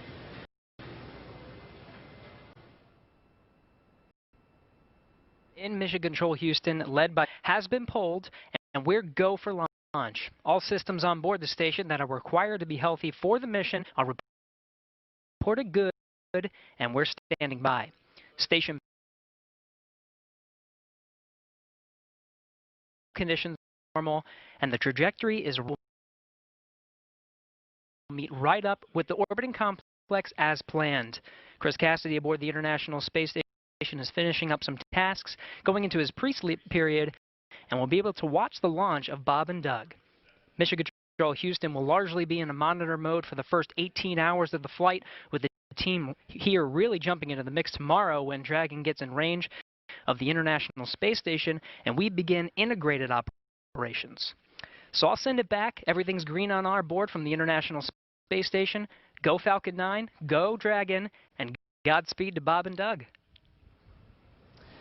All right, thank you, Gary. If you are just now joining us, you picked a really good time because we are 1 hour, 8 minutes and counting away from launch. And this is our coverage for this mission known as Demonstration Mission 2 or Demo 2. Liftoff time still holding for 4:33 p.m. Eastern, tracking no issues with Falcon 9 or Dragon, and we're still waiting for that weather to hopefully cooperate. We're still tracking a few things like precipitation and flight through clouds. We're hoping that clears within the next 20 minutes or so. Over the last 3 hours, our crew members, Doug Hurley and Bob Behnken, donned their SpaceX suits in the historic crew quarters suit-up room and made their way out to Launch Pad 39A. They walked out of the crew quarters building just as every astronaut to fly from this spaceport has done since Apollo 7. They were transported to the pad where the crew now on board the Crew Dragon spacecraft, and we're continuing to get views of them inside that cabin live. Today is a historic launch. It will be the first time a commercially built spacecraft will launch people into orbit, and the first time since the U.S. has sent people to the space station from American soil since 2011 with the retirement of the Space Shuttle program. Over the next hour, we will conduct a series of polls to get ready for launch, have Bob and Doug arm the launch escape system, and begin fueling Falcon 9. Launch is set for 4:33 p.m. Eastern.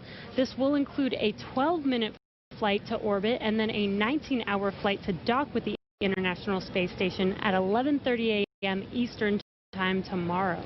Today's mission is the culmination of years of work between the teams at SpaceX and at NASA. Demo 2 is going to be an end-to-end flight test. We're going to start with launch today, go all the way to docking with the space station, and then when Bob and Doug come home, splashing down in the Atlantic. And this is going to be the final test for NASA to certify SpaceX for regular crew flights to the space station. And we've been hearing a little from the crew on board Dragon, which they are currently strapped into their seats, as you can see on your right screen. They're already through their seats, or they've already been strapped into their seats and through communications and leak checks. They're able to follow all the milestones still ahead on those displays just above them that you can see there. Go ahead. Yeah, we're going to equalize the pressures in the common manifolds just to raise them a little bit. So we will be momentarily cycling the tank isolation valves. I just wanted to let you know for awareness. Just wanted to take a pause to listen into the nets. Okay, we appreciate that, Jay. So they'll be getting insight into all of the Dragon and Falcon 9 systems as we proceed towards launch. At T-minus 1 hour and 7 minutes, let's check in with John Insprucker for a status update on both of those vehicles. What's the update, John? Well, the good news is we've had a smooth countdown this afternoon. SpaceX team is working no technical issues on either the Falcon 9 or the Dragon spacecraft. For the Falcon 9, operators have completed, well, they're actually still in work. They're going to complete in a few minutes propulsion checkouts that are being done on both the first and second stages. The team will be assessing their launch readiness with a final go, no-go poll. That'll come at T-minus 45 minutes, and that'll be followed by propellant loading starting at T-minus 35 minutes. Now, earlier today, Dragon operators performed a series of checkouts of Dragon's flight systems. The spacecraft is also currently go for launch. Our NASA crew, astronauts Doug Hurley and Bob Behnken, that you can see inside the Dragon capsule on the right-hand side of the display, they are currently going through the various screens, simple checks. Their hatch is closed, suit leak checks are complete, count checks are good. The next major event for Dragon is going to be retract of the crew access arm that you can see on the left monitor up alongside the Dragon capsule. That's going to happen somewhere between 45 and 42 minutes before liftoff. Now, the big one right now is the range. The range is currently red for launch from historic pad 39A. Now, the air and the sea space is clear, and the worldwide network of ground stations, as well as the tracking and data relay satellites, they are ready to support Dragon as it heads into orbit. But the range is red for the weather. We recently did clear, we went green for lightning, but we are still violating several constraints: rain, cumulus clouds, field mills, which is essentially you can tell that the atmosphere is energized around the launch site. We are expecting that we'll possibly clear that. We're going to hear a weather briefing at 1 hour with the expectation that those conditions may clear shortly afterwards and allow us to move into propellant loading. Also, we've been releasing balloons. What we're seeing at the upper altitudes is conditions look good for Falcon 9 with Dragon. No concerns have been expressed by the GNC guidance team right now. Now, as a reminder, today we have an instantaneous launch window at 4:33:35 Eastern Daylight Saving Time, or just past 33 minutes after the upcoming hour. So we get one chance at it today. But currently, T-minus 1 hour and 3 minutes, just passing that. Falcon 9, Dragon, our go. The range is ready to support, but now we're waiting on the weather as we've been expecting all afternoon. Thanks, John. We've got an extensive history now of flying Falcon 9 from the Florida coast, and just last year completed a test run of the mission that we're less than an hour from beginning here today. Yeah, the purpose of that mission was to demonstrate Dragon's capability to safely and reliably fly to and from the International Space Station. The success of Demo 1 was a really exciting moment, and it paved the way for today's mission, where we are just moments away, hopefully, if we get that weather, from flying U.S. astronauts from U.S. soil for the first time since 2011. Dragon and Falcon 9 together have years of operational experience, or what we refer to as flight heritage. As I mentioned earlier, SpaceX has successfully completed 21 flights of Dragon to and from orbit since 2010, including 20 trips to the International Space Station. Not only have we conducted thousands of hours of testing, we've also enhanced and added a number of safety features to Dragon. Much of what was learned with the cargo Dragon was leveraged in the design of this vehicle. Cycling is complete, expected behavior. And wanted to hear if you were able to hear those. We actually did, Jay. We were just making a comment about that and heard some clicking, and Bob watched it on the systems display, so absolutely. Copy all. And that again right there, that's the crew talking to the Corps here in Hawthorne, California, who's going to be talking to them throughout their ascent uphill today. So they were just doing a quick checkout. Bob and Doug confirmed they were able to hear it. Sounds like everything's still good, so still no issues with Falcon or Dragon. Back to what we were talking through as we're describing these systems. A lot of what SpaceX did with cargo Dragon had been leveraged into this crew Dragon. The vehicle is designed to be fully autonomous, which means it can basically fly itself, but it also features a full manual override capability if the crew needs to take control in case of an emergency. Many of the other enhancements help towards SpaceX's goal of reusability and less refurbishment time between missions. So let's take a closer look at some of these advancements. Standing at almost 27 feet tall, from bottom of the trunk to top of the nose cone, Crew Dragon's composed of two main elements. We have the capsule up top, which is designed to hold the crew and any pressurized cargo, and then an unpressurized section known as the trunk on the bottom.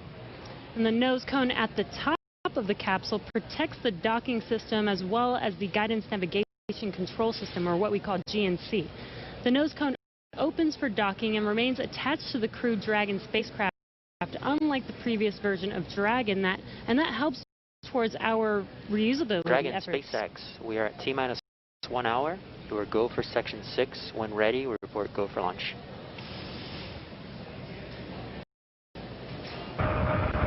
SpaceX Dragon will put section 6 in work.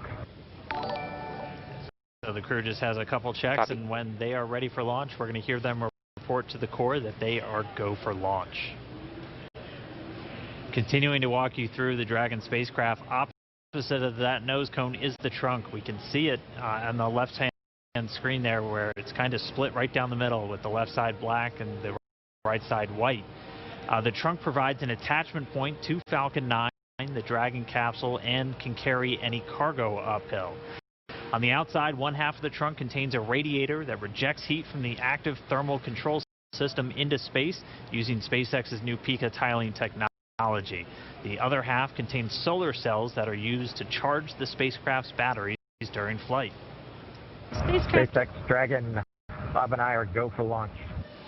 And you heard that call out right Copy. there. Go for launch. Next up will be the go no go flow at T-minus 45. Bob and Doug are go for launch, and next up, we're holding in step 6.5. you're hearing it live from the nets. This is amazing, very exciting. The spacecraft is designed to accommodate up to 7 crew members with modular seats that can be removed and replaced by additional cargo. The seats are made of carbon fiber and will be custom sized for any crew members flying on board. That control panel that's centered between the pilot and commander seats consists of 3 touchscreen displays, and that just again allows the crew to operate the vehicle and fly it manually, but also look at all of their procedures, relative position over the Earth, the space station, any alarms, alerts, anything that they could possibly want to do.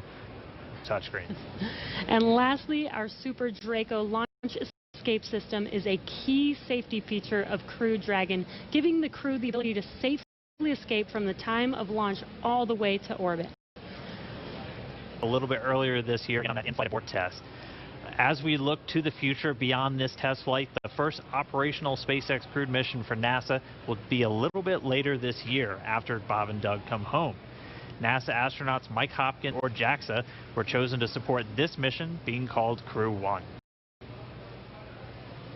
But today, Doug Hurley is the spacecraft commander for this mission. He previously flew on 2 space shuttle missions as the pilot on STS-127 and STS-135, which was the final space shuttle flight. Here's a closer look at Doug Hurley. And confirm no violation still. And I think we'll need to track that all the way down to launch to clear that.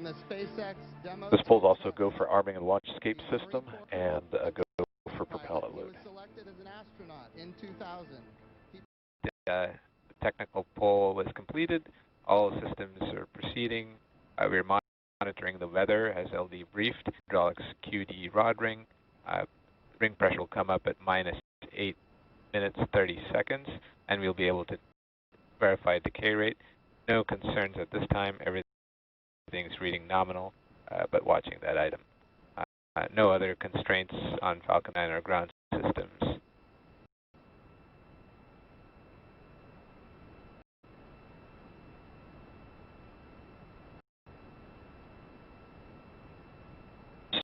Stage 2, RP1.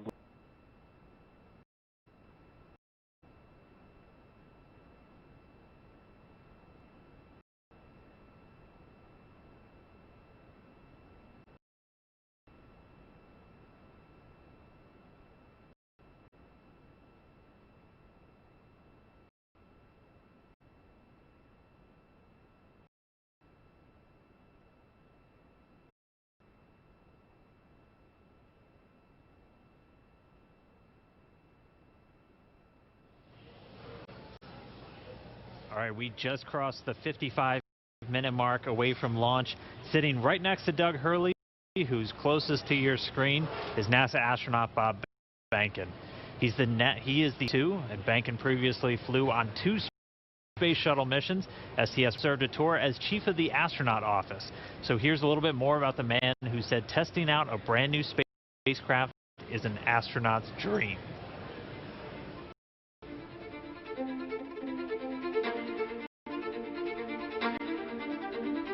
When you go through the launch day preparations, there's a lot of moments that kind of stand out to you. One, which is that you're walking out of the suit-up room and getting in the vehicle that's going to take you to the launch pad. When you close the hatch, that's really when Doug and I are in the vehicle and it's our vehicle and, you know, we're really in control of the mission at that point.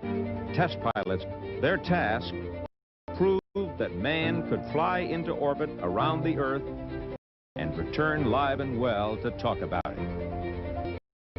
There's always a balance of managing risk as you go forward to execute a test point and figuring out a way to, you know, collect the data. We hear a sound.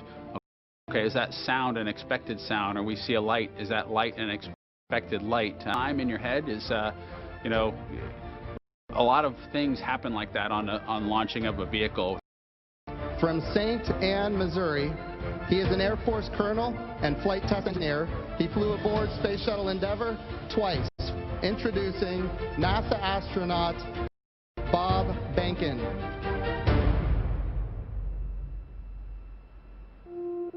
My career at NASA has kind of spanned a couple of decades at this point. I arrived with the class of 2000, went through the training program, primarily focused on the Space Shuttle and the International Space Station, learning those systems. Having launched a couple times on vehicles, you know, the second time was definitely different than the first time. You can feel a little bit guilty of, hey, should I study one more thing, or is there one more piece of information I should get? Am I really prepared or not? So that's definitely different between where I was on my first flight and where I'm at right now. It's been really interesting, I think, for both my wife and I to have gone through the process of seeing each other launch in space. I've seen her take that risk and had it be in front of her, and I've done that to her. And there's just something different about watching a rocket launch when there are people on board. You feel a little bit differently about the pit of your stomach, and I can only tell you it's multiplied significantly when it's somebody that you know, and then somebody, of course, that's a family member. It's even multiplied more. For me personally, as a spouse, watching everything that Bob has put into this over the last 5 years, the dedication that he's shown, the perseverance is pretty special. For both of us, though, the way our minds work, it won't be until sort of the mission is complete that you have really a chance to savor it and celebrate it. This is a huge accomplishment for an Air Force flight test engineer to be part of the demonstration mission of a brand new vehicle. It's going to be amazing. Without A partner that has that same appreciation, I think it can be challenging for some folks. There's a lot of work and a lot of time that takes away from family that you know, that my spouse appreciates, and I love her for that. Really, my role on the Demo 2 mission is to make sure that we get this vehicle tested and evaluated so that we can move on to more operational missions at the International Space Station. We've got a lot of objectives on board the vehicle that we need to accomplish to really make sure that it's good to go. We'll make sure all those systems are working during the test flight so that the future missions will have them available even if they don't plan to utilize them. Through years of the NASA team, I'm helping to share that experience and teaching them the lessons that we've learned by going through this. Now there's another capability in the U.S. besides NASA to operate something of this magnitude. When is the last time humans launched on a new vehicle? Certainly on the American side, it's been several decades. Now we're in a time when we've got multiple vehicles under development. It's a great time from a space exploration time frame just to see all that happening, and it's because of this nurturing of the environment, being able to pull in a wider group of people who can contribute towards human spaceflight. It's a super cool time. On a deeply personal level, I'm really excited that my son is going to get a chance to see me launch into space. Being an astronaut has been a little bit of an abstraction thing for him because he's seen me do it in old videos, but he hasn't seen me do it for real. And so I'm excited for him to see this launch. I want to thank the entire Commercial Crew Program team that's worked together to get to this point where we've got vehicles in the launch pad ready to head to the International Space Station.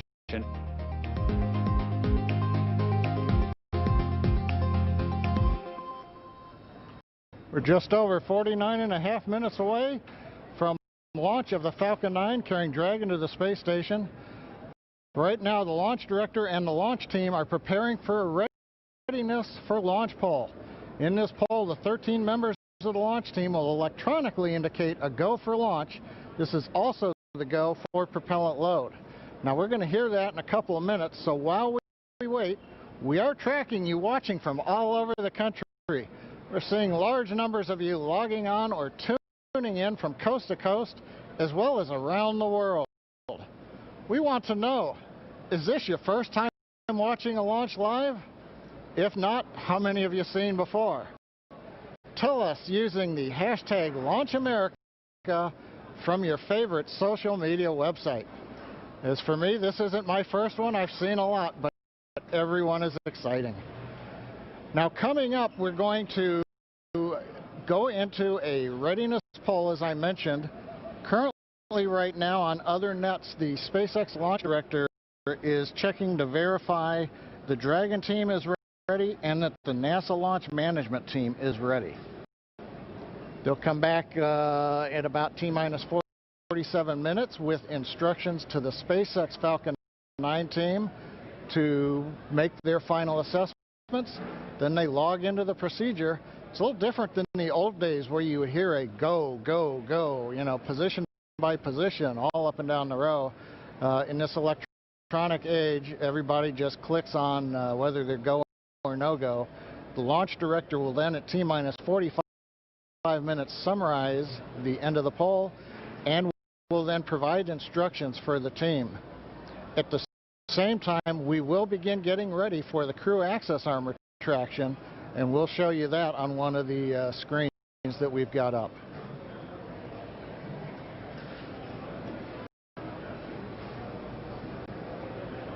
Now, currently, we are continuing to monitor the weather. The weather is still red. It is improving. We're looking at one cell between the radar and the pad. We're keeping our fingers crossed that conditions will improve, but we're going to be watching that for about another 15 minutes.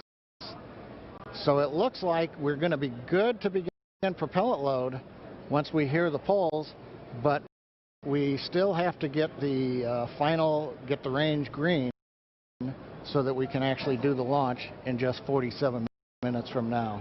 Let's listen to the countdown net for a moment.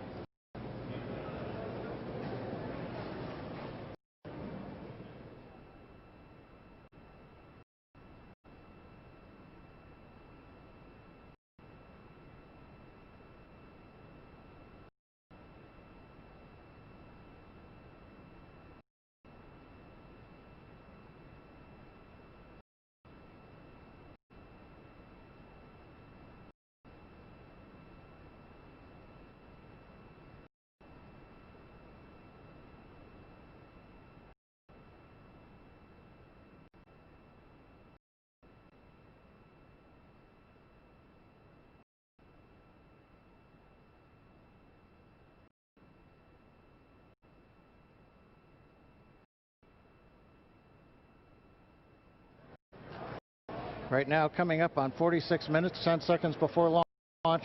Didn't hear any significant chatter coming over countdown 1. Yes, launch director in the countdown net. Poll is complete, and we have a go to proceed with propellant load. Launch control, proceed with swing into crew arm. Arming crew arm movement for T-minus 45 minutes. Thank you, launch control. A reminder in control room on hold and launch escape protocol for non-urgent no-go conditions. Brief CE or LD, and it will approve aborting the launch auto sequence and proceed to launch abort.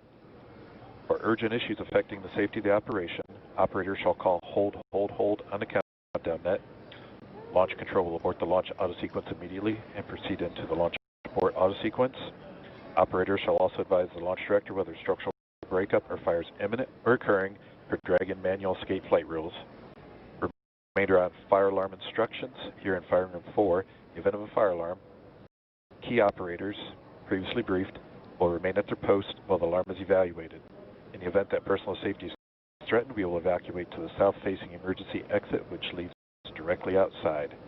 One final reminder, they'll be arming the launch escape system momentarily. Need all personnel, please stay in your seats from now through orbit insertion and Dragon separation from the second stage.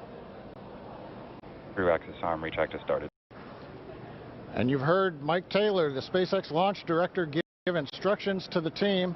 We've also just heard the call. The crew access arm retraction is underway.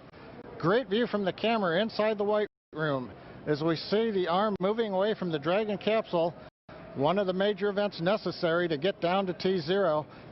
The next one coming up will be arming of the escape system on the Dragon capsule. Now, right now, the next plan for Falcon 9, T-minus 35 minutes, we will begin loading propellant onto the first and second stages. Now, currently, Falcon 9's looking good. Dragon's looking good. The range continues to be go for launch in terms of the clearance around the launch pad, both the air and the sea space. Looking at the flight corridor, the ground stations, the NASA tracking and data relay satellites are ready to support, and we just continue to monitor the weather. Our team is getting constant updates. We're monitoring weather data sensors around the launch site, looking to make sure that we can get everything into the green position. The one that we're mostly looking at right now is how much rain we're going to get between now and liftoff, whether it's just going to be mild precipitation that's within the rules for loading propellant. That's what the expectation is, but we're going to continue to watch that. So fingers crossed, but right now coming up at T-minus 43 minutes, 18 seconds and counting, everything but the weather's go, and the weather is trending in the right direction. So we've got our fingers crossed here.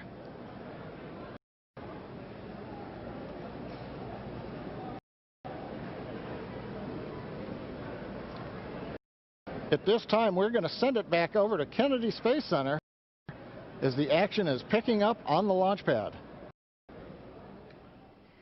Thanks, John I. Now that countdown clock is continuing to tick, and we are 42 minutes and 46 seconds away from launch. Now, as you just saw, the crew arm retracted. That is the last major visual milestone before liftoff, and we should be hearing out on the net soon confirmation that the launch escape system is armed.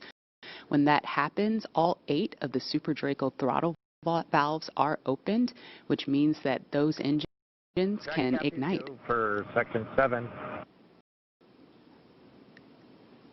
Okay. So that means those 8 throttle valves are opened, and if those Super Dracos needed to fire in order for a Dragon to escape off of the pad, they could. And so things running just a little bit ahead of schedule right now. Fuel bleed is complete.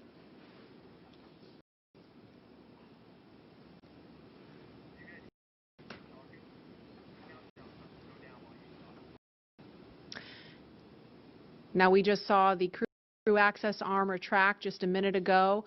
We saw NASA astronauts Doug Hurley. In 7.2, our visors are closed, and we're arming the launch escape system. So we just heard the astronauts confirm that they are about to arm the launch escape system. That happens just before fueling begins, which we expect to happen in just a couple of minutes. We saw Bob and Doug suit up a little over 3 hours ago. Then we watched them drive out to Launch Complex 39A. They were assisted by the SpaceX ground team with Crew Dragon ingress. That happened a little before 2 o'clock this afternoon. And then we saw the spacecraft hatch close. And again, just a minute ago, we saw the crew access arm retract. We just heard that the crew armed the launch escape system. And in just a few minutes, we are going to hear the call that they have started propellant loading.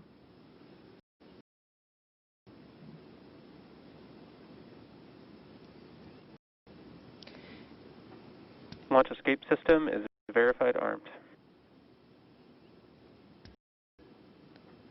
So we just heard that verification that the launch escape system is armed. We're switching to GN2.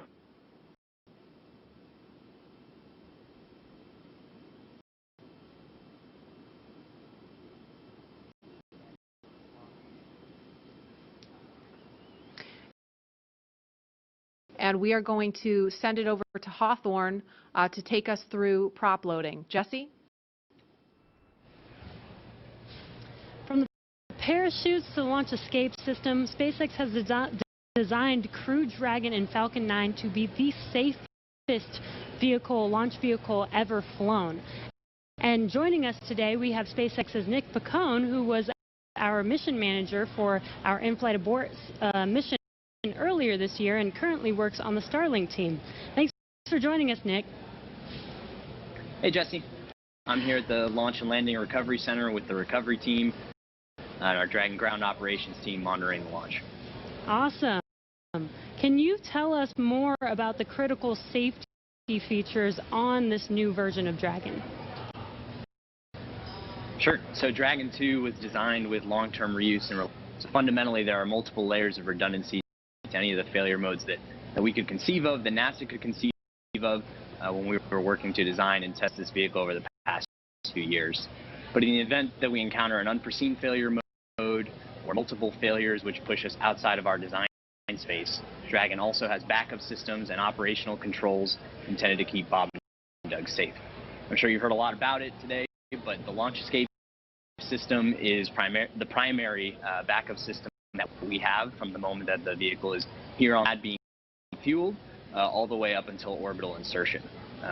At a high level, the launch escape system in the event of a major Falcon anomaly or emergency will terminate Falcon thrusts, separate Dragon from Falcon, and it'll use Dragon's 8 Super Draco engines to quickly pull the vehicle away from any kind of Falcon anomaly. And you talked a lot about the launch escape system. How exactly is that activated? Is it autonomous? Is it manually activated? Definitely. So for this system to work as designed, you have to remember that the vehicle could be flying at hundreds or thousands of miles an hour through the lower atmosphere.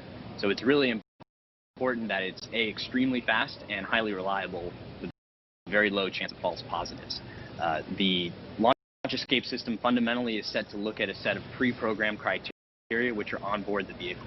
Dragon and Falcon are looking at high rate telemetry, looking for abnormal vehicle dynamics, loss of communication between critical systems, or manual commanding. Our launch director and chief engineer, who you've heard a lot from today, are capable of sending a manual command to Dragon to initiate a launch escape, and Bob and Doug are also always able to actuate and initiate a launch escape themselves as well. Now that the system into it, and we did have an in-flight abort test earlier this year to test this out. Can you tell us what we learned from that test? Definitely. It was possibly the most flight-like test of an orbital class booster in history. It was a fully flight-like test using a full Falcon 9 rocket, which we had to knowingly destroy in order to get this fully integrated system. For folks who didn't get a chance to see it, the vehicle followed a normal crew launch trajectory. About a minute and a half into flight, we had Dragon autonomously trigger the launch escape system based on a reconfiguration of those triggers I was just talking about. For propellant and load. thankfully we had some calm. We continued through flight, had a successful parachute deployment and splashdown, and we did see Falcon rather spectacularly blow up about 10 seconds after separation. It's important to recognize that all of that happens from command to actual separation of the vehicle in under half a second. Wow, yeah, that sounds amazing. Thank you so much, Nick, for joining us and talking through those details with us. Enjoy the launch today. So we're going to send it back to KSC with Lauren.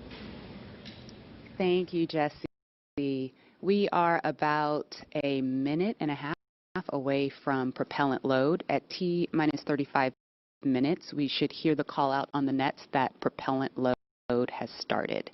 So that's about a minute and 13 seconds away.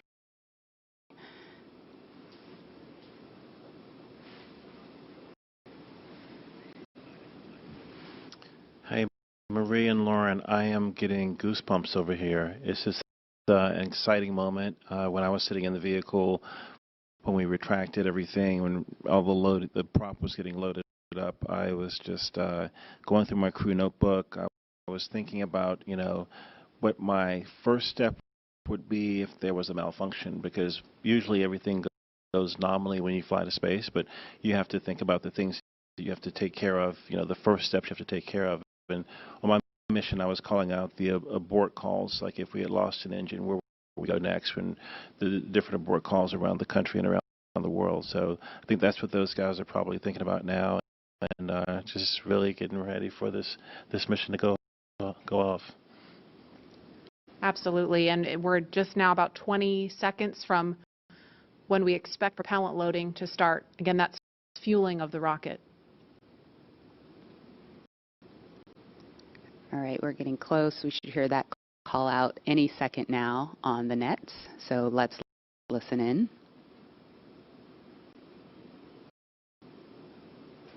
Propellant load has started. Fantastic. So prop load has started. We've started loading liquid oxygen on stage 1 and stage 2. And yeah, liquid oxygen and RP1, which is our rocket grade kerosene. So now that we are 34 minutes and 42 seconds away from the first launch of astronauts into orbit from American soil since 2011, we know that the launch escape system is armed, which happened just before fueling. Dragon prop load happened weeks ago, actually, just a few miles down the road at what we call Dragon Land. And those propellants, which are MMH, or monomethyl hydrogen, that's our fuel, and NTO, or nitrogen tetroxide, that's our oxidizer.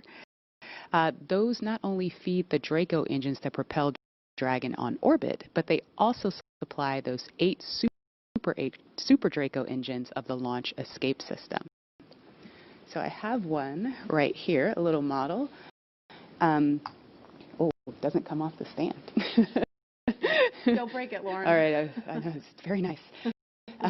So as you can see, the Dragon is actually broken up into 4 quads, and each quad has 2 of the Super Draco engines for a total of 8 of them.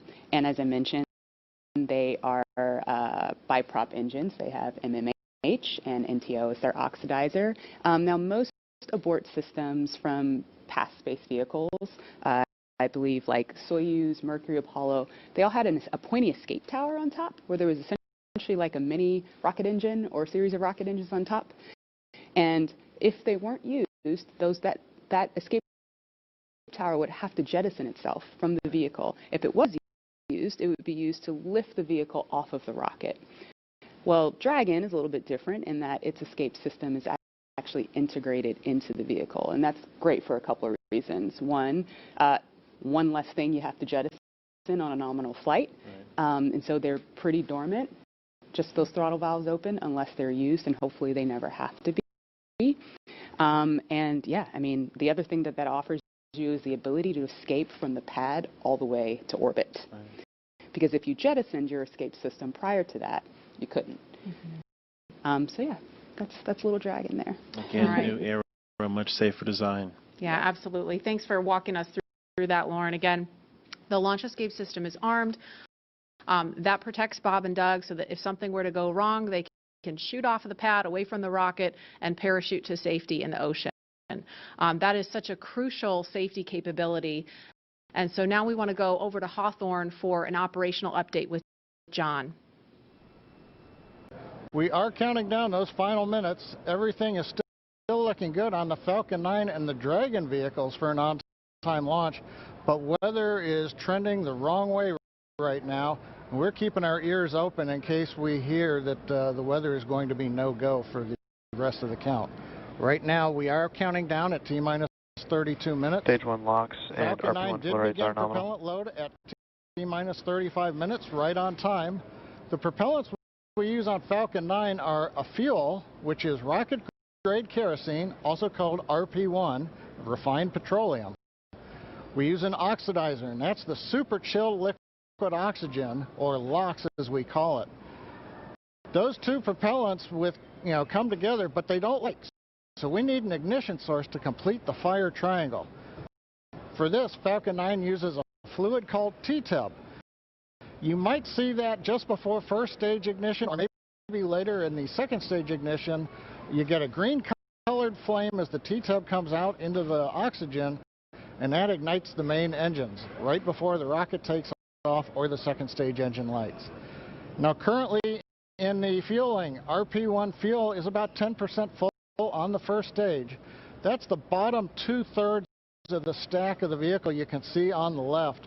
The first stage is that long white cylinder at the bottom plus that black cylinder called the inner stage. That's the entire first stage that we're loading with LOX and RP1 kerosene. That's the part that comes back to Earth. The second stage just above it, the white cylinder, and then above that will be the Dragon trunk and the capsule. Now currently the second stage is also loading fuel with RP1. That's about 8% full right now. We are loading liquid oxygen on the first stage. The second stage liquid oxygen load will begin at T-minus 16.5 minutes if the weather cooperates. So LOX loading will then continue on both the first and the second stage until the last few minutes of the countdown. Helium loading is also underway into pressure vessels on the first, second stage. We use that to pressurize the tanks in flight as the propellant is being pulled out by the Merlin turbopumps. Dragon on board the spacecraft. You can see the astronauts are monitoring systems while propellant is loaded into the Falcon 9. Now when we Stage flew 1 cryo-helium load the has first started. demo flight last year and then the in-flight escape test earlier this year, the sounds inside the Dragon capsule were recorded. So as part of the training, the sounds of the propellant loading were played back to acclimate the crew to what they're experiencing now. I'm listening to some discussion on one of the back nets, trying to track where we are with the weather criteria. We're just passing another weather gate right now, trying to see whether or not the conditions are go. In certain situations, when the weather is no go, you have to wait 30 minutes, and we are now inside of 30 minutes. But if the cloud moves away, if the conditions improve, we may be able to continue the countdown for another 14 minutes and reassess. So we're waiting to see whether or not we can continue the count. Currently we are. The range, they're ready to support with no problems in the air and the sea space area. But again, the weather, that's the one that's looking bad, and we're going to continue to listen. And as a reminder, today we have an instantaneous launch time. So at this point, if we hear a hold for any reason, we're going to have to stand down and target our backup launch opportunity on May 30th.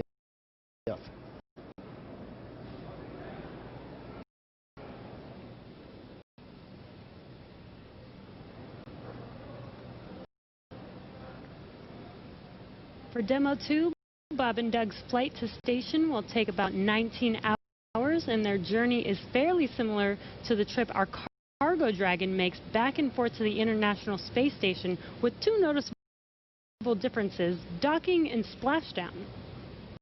As we await T-minus 0 and just a little over 28 minutes from now, ground operations teams just doing those final series of system checks, making sure both Dragon and Falcon 9 are ready for liftoff, and really keeping an eye on that weather. And you're just continuing to get live views of the teams. You've got Falcon 9 and Dragon on your left, and then Bob and Doug on the right as they prepare at the Cape for liftoff.